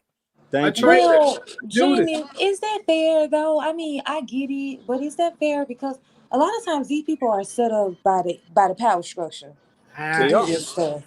Set up or not, they still doing it. I agree with you, but check this out, Jamie. But if somebody come up to you and say, "Do this," or "I'm going after your mom," "Do this," or "I'm killing everybody in your family," "Do this," or then what you gonna do? We get that for Keela, but we're saying we're still the people, whether it's Malcolm X, Whether it's Dr. King crew giving up his love. I ain't saying a black person killed Dr. King, but I think somebody in that crew dropped the location. Absolutely did. Hey, here's where I'm we gonna positive be. of it. I'm He did. gonna get him to walk out on the balcony around whatever time he got hit. So to your point, Fakila, and to Jamie's point, we keep what I'm saying is, listen, there's something called historical science and observational science. Historical science is so you can observe us now and see that we're still doing it. We did it to Nip, God bless his soul. We did it to Young Dolph, God bless his soul. We keep doing it. Them people are not doing it. Yeah. But real quick, I want to address Branford. You said Trump is a part of prophecy. Can you elaborate, if you're still in the chat, can you elaborate what you mean by Trump is a part of prophecy? He already fulfilled prophecy. My bad, Jamie. He I get it, but fulfilled I it just want already. to know. I want to know Okay. what is he talking about? HR 1242 fulfills prophecy, and Trump gets credit for that. Like it or not, that's an actual fact now. I don't give a damn what president would have did it, but he did. We can't take that credit from him. He fulfilled, but he did it in a smooth way to where it wouldn't be that obvious, and he upset certain people of his base. And now it's too late. Like, shit, I'm out of there now. I got a couple more years to go. Y'all niggas can kick rocks with no socks. It's done. And he's going into, infinity as a person who did that. He know what he's doing. Well, like I've been saying out there, my biggest thing is, which it don't bother me too much, but if I had to say a major thing that he's doing that is a bothersome right now is how much he's in support of the people in the Middle East. But we knew that. We knew that no matter who up there, they gonna do what the little country in the Middle East tells them to do. But you gotta be careful with them because they got crash outs on deck. They definitely got crash outs. So they know how to get shit on done. top of that, they got loyal crash outs. Yeah, they got and they got money and they got power. So I don't give a damn if your people agree with what I'm doing, as long as your politicians get in there and do what I tell them to do. They give us the money that we require because we're gonna pay for their campaigns. We're gonna give them billions of dollars. We're gonna give them billions for you to do what we say. That's the type of power we need. If we're going to rely on asking the government for something, that's how we're going to have to approach it. We're not going to be able to go up there and say, please, Trump, give us reparations. No. We need power. Money and power. That's what runs America. They've showed us the blueprint. Mm-hmm. We just and it's crazy. Every time I keep telling folks, like, whether it's, a lot of our people that ends up, getting money. And when I'm talking about people that look like us, obviously, they do a lot of their stuff earlier, like, having fun, abusing their power and stuff that they have. But it seems like as they get older, they always tend to try to make a power move later. And then, those same people use what they did in the past to bury them. And I like we were just talking about, we always help them do it. It's always has been. And like Diddy, despite what a lot of us may think of him, he's an example of it. Because I know you know this, Wakila, because I think you post stuff about this on your channel about it. But he was very much into trying to raise more money for us, open up more businesses and stuff for us, and more importantly, open up a black political party. And once he started talking like that, that's when we found out about the freak out. But if I could respond to that, but I feel like that's one of the issues. Like, if you rely on them to make a living, if you rely on them to build your fortune, they're gonna find something to be able to always take you down. And even if you do not do what they say, I'm gonna strip you of everything that you have, and I'm gonna bring you low. But a lot of times, what I feel is though, that if a lot of our celebrities who make all this money, if they were to seriously invest in our communities, that we may back them up and be like, well, I know this is what he's done. Maybe I don't necessarily believe that. Or maybe you changed our perception of what Black people are and what they believe in. Like, I don't know. Like, when you, to me, if you want to chill with them when you having fun, then when they tearing your ass down and you don't want to be bothered with Black people, when they tearing your ass down, don't come lipping and hollering back to the Black community. Right. We do not accept you. Right. Bye. That's real. Yeah. Do That's not real. come back. Yeah. A lot of these people, all they want to do is stunt on people like them. They want to come to the hood and give out turkeys, throw a birthday bash, but they don't want to put no money into their community. I mean, you go to Yo Gotti community. Yo Gotti community is being gentrified as we speak. And he on Instagram. He was on Instagram last time I saw him. He was on Instagram buying that girl from LA all these Louis Vuitton bags. Or he was gambling or something. He lost $500,000 gambling doing something with Jay-Z. And I'm like, literally, they building a bike lane through the hood right now. A bike lane. Yeah, I remember you telling me about that. What was that, yesterday or the day before? Whichever one. And That's crazy. you don't hear Yo Gotti. Yo Gotti ain't out here fighting for nothing. His community is being gentrified. Speaking of Yo Gotti, that same day that I was talking about earlier, July 11, 2016, when we did what we did, a lot of people was reaching out to Yo Gotti to come out in support of us. And that nigga put up a tweet and said, I can't remember exactly what he said, but it was something in the nature of, I'm not coming out to support you niggas, or something like that. Sell out. Yeah, he said that shit. I remember it. Sell out. So it goes. Wait, the crazy thing is Atlanta did it right after that, and T.I. came out for them.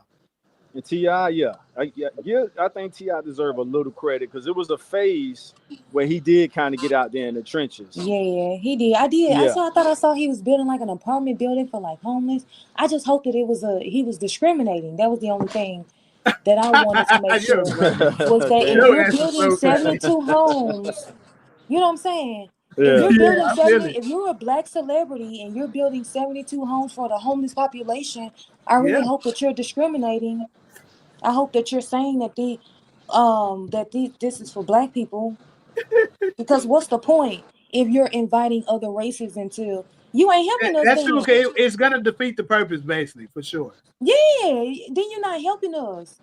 You know what I'm saying? Because they always find a way to finesse their way into getting all the benefits. They do it all. No, you need to discriminate. We have to. See, that goes back to what we was talking about on the very first one we did like this. When we was having the conversation, I was saying, bro, every other ignorant group does this but us. But that's the key word, Jamie. That's the key word, ethnic group. When y'all, and the reason I said that about Frakila, because she practiced law. So you can't do it based off race, but you can do it based off ethnic group. So Jamie, when you said ethnic group, he could have said, hey, if you Black American and you a descendant of an American slave or an American freedman, this apartment complex is for you. If he say this is only for Black people, he can get brought into court for that. He can get sued for that. Well, but I mean, he's not gonna say that. I'm not saying that. No, when I say discriminating, I mean discriminating like how non-Black people do. They don't necessarily put a sign up that says only for Black people. They review your application. They ask you what race you are, and if you ain't the race that I want you to be in my apartment building, then I'm denying your application because you ain't got a work history or whatever. They're gonna put a lot of the questions and requirements with things that more than likely a certain demographic of people is not going to be able to, Got it. Understood. Okay, so you saying he could have did? You saying he could have did it that way? Okay, I see. Put it in word and be like, this group is for. That's what I'm saying. People with a certain level of income, a certain that comes from descendants of here, and things in that nature. You say incomes and descendants of this. And stuff like that, like descendants of slavery or something like that, then you can butt them out. But you can't just say this is only for people of color.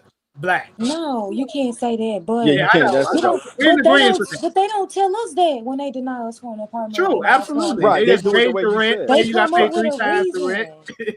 They Right. come up with a They know how to reason do it. That's a as good to point. I hear what why. you're I saying. mean, but Mm. that's why I keep LA, saying they the damn practice boy. of LA this is out of is their that mind with this shit. Yeah, for real.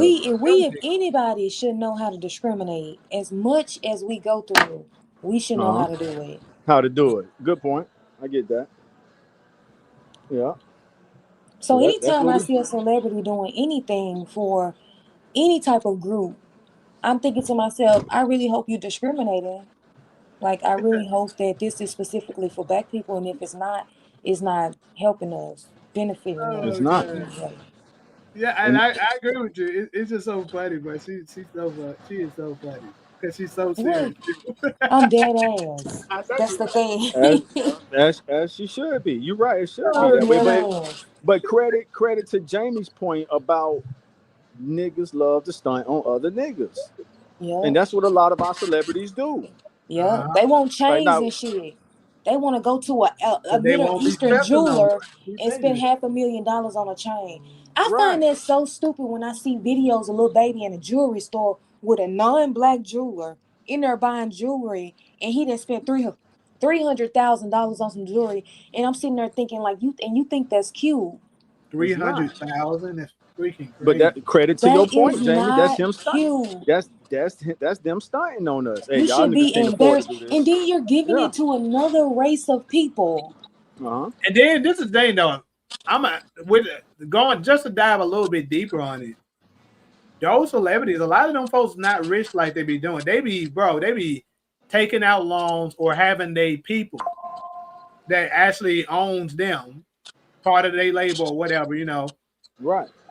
They'll buy the shit for them, let them wear it so that they can stunt on the niggas, but they actually don't have the money to buy it. But Right. Mm-mm. they're gonna let them put on the persona that they're the ones balling out of control, able to Uh buy huh. it. But in actuality, their pockets not really showing that. Like it's very few of them that actually has it. Yeah. Great point. And then, but it influenced us who don't have it to go commit crimes and break Exactly. laws. I tell Yeah. folks that all the time. You ignorant people that go and buy these Louis Vuittons, these all these stupid expensive designer clothes, necklaces, shoes, and stuff like that. They go and spend your hard-earned money on that. These celebrities that influence you to do it, they got that shit for free. They didn't buy it. They're Right. fooling you to buy it. Uh huh.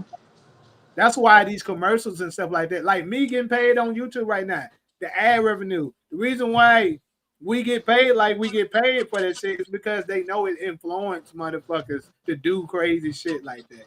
You know what I'm saying? Yeah. And we just fall for it. Beyonce's wearing that. Okay, let me go back. And Yep. we know Beehive fans are crazy. Like Mm-hmm. that girl, she got them in a tight little chokehold. Well, she's the last superstar. You can count on one hand. Like the one thing about social media got rid of all of the superstars. You can count on one hand. I would love to get y'all thoughts on this. Beyonce is one. Taylor Swift is the other, and it ain't no dude superstars no more. You can, and when I say a superstar, the criteria is you have to have a cult following. Beyonce has a cult following. I gotta Taylor disagree with Swift. that. I gotta All right. disagree. What part? It I is a think tough Chris one. Brown. I Chris think Brown. Chris Brown is probably like the only dude. I mean, Oh, probably Drake. we gotta be But specific too. Are we but referring to only the music industry? Anybody who so Oh who no, that's has not true. but That's but not the criteria is who has a cult following. Yeah, that's not true. All right. I don't give it. You it's not might say something many. about me, but you should know who I'm about to go with. So let's He drop some. absolutely has a code. Not even close. Not even. He has a Let's crazy start. fan. Let's start with the traditional celebrities first, and then we can get because I got an idea of where you probably going, Jamie, with like the new influencers. And you're right, they are developing cult followers. But before we get to I'm talking about basketball. LeBron, that nigga fans is a cult. That is a cult. They will attack any. Not only will they attack you online, craziness and he can do no wrong. It don't matter what he does, they're gonna justify it. And then on top of that, they will actually attack you in person. Like they will find, what you say about LeBron? Why you remember LeBron? And it's videos of them folks fighting, stabbing people because they said something bad about LeBron. Okay, that's a coach. All right, that's fair. All right, for Keela, who you got? Like you that has. So we got LeBron. Maybe Chris Brown. I think he's, if not stardom, maybe approaching it. I think he got a solid fan base as far as like, entertainment. I would say Drake, only because Drake got non-black fans and they appear to show up for him. But I think that as far as black culture, we're sort of done with Drake. At this point, Drake not in our culture. He's not on the blogs. He's not something that we discuss all the time. He came out with an album and I didn't even know. But right.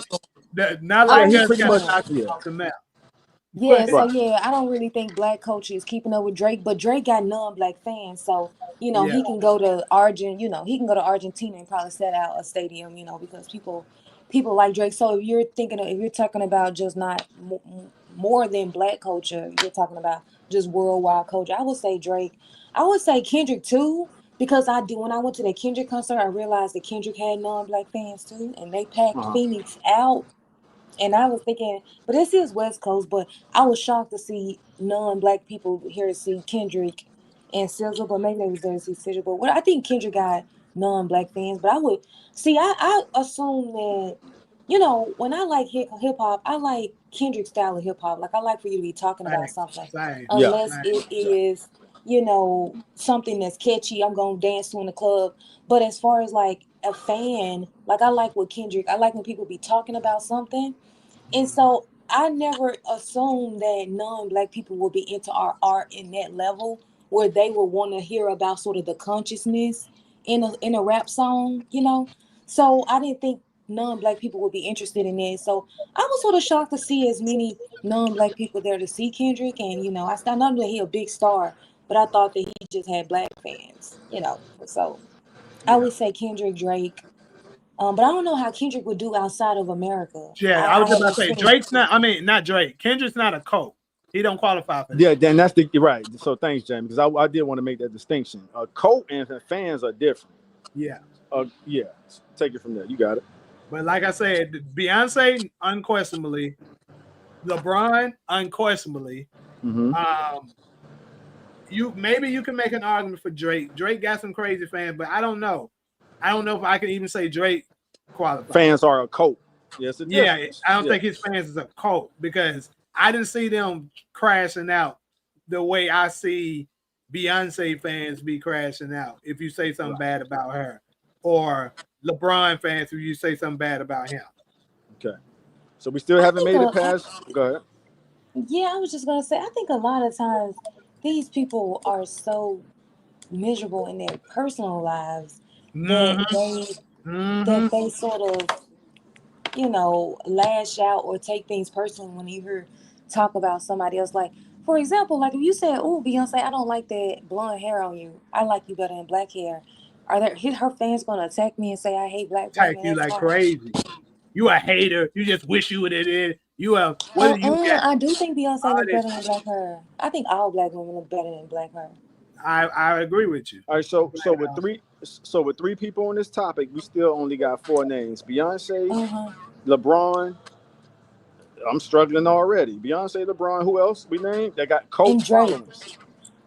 No, but we don't know. Can we qualify presidents?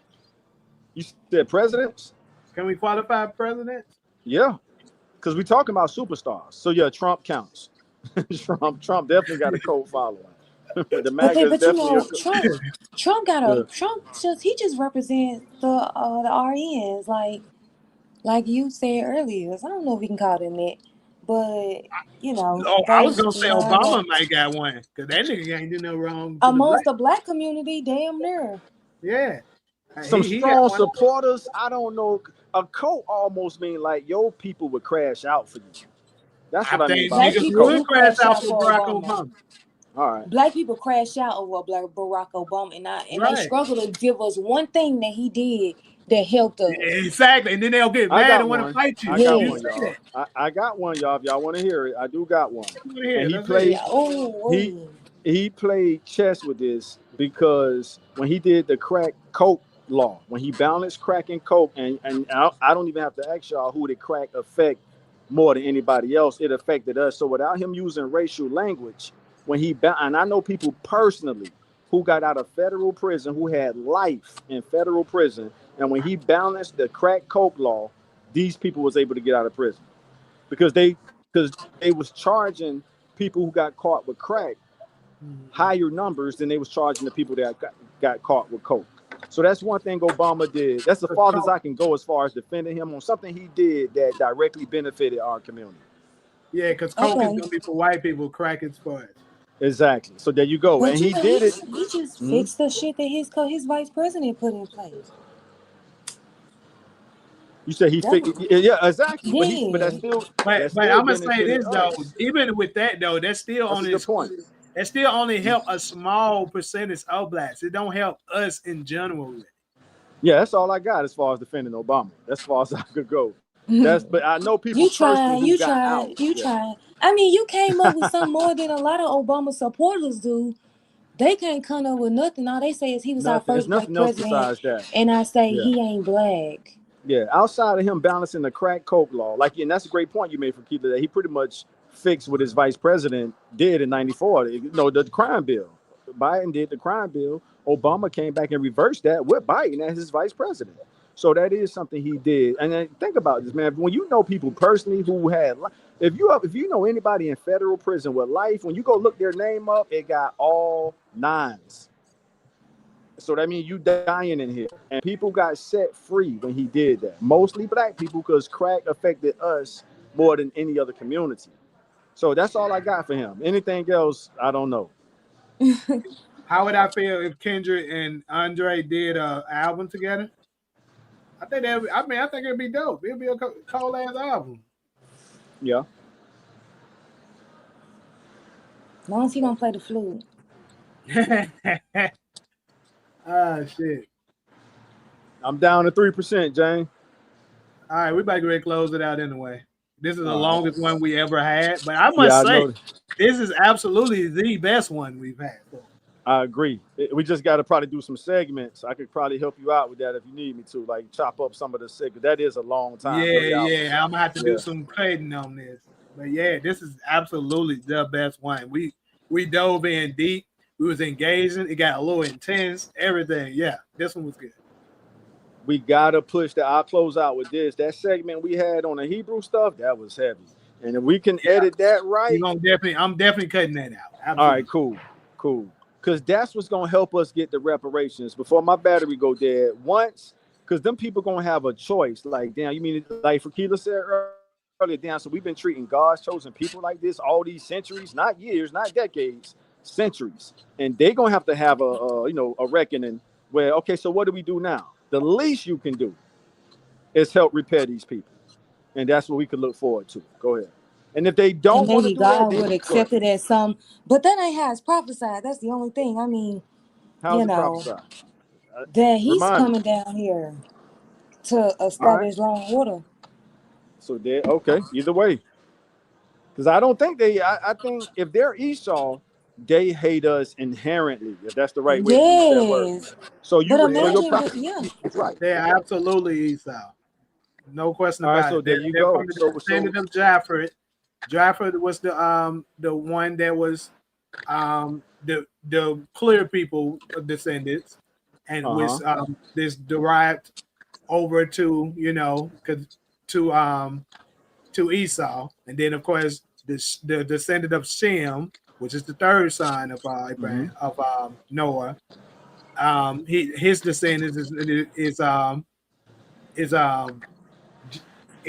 Joseph. I mean, Shem, which is blacks that later on became Israel, and then you got who's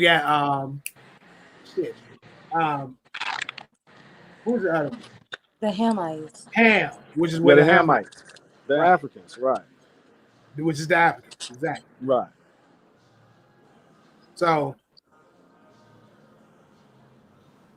Like I said, though, pretty much, I think that we're gonna get ready to close this on now, people. Like always, much respect and love to everybody that stopped through. Much love to the panel. We're gonna absolutely do this again next Sunday. Try to have some good, hidden topics like this for next week. So same time next week. But until the next one. And oh yeah, I will be doing a live for tomorrow after hours.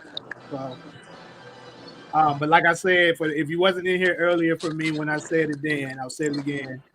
It's gonna be a little earlier than normal. So instead of that 11 o'clock Central Time mark, it might start like 10 o'clock Central Time. So, All right. that's pretty much all I got for y'all. I'm gonna go ahead and just close it out. All right. Stay blessed.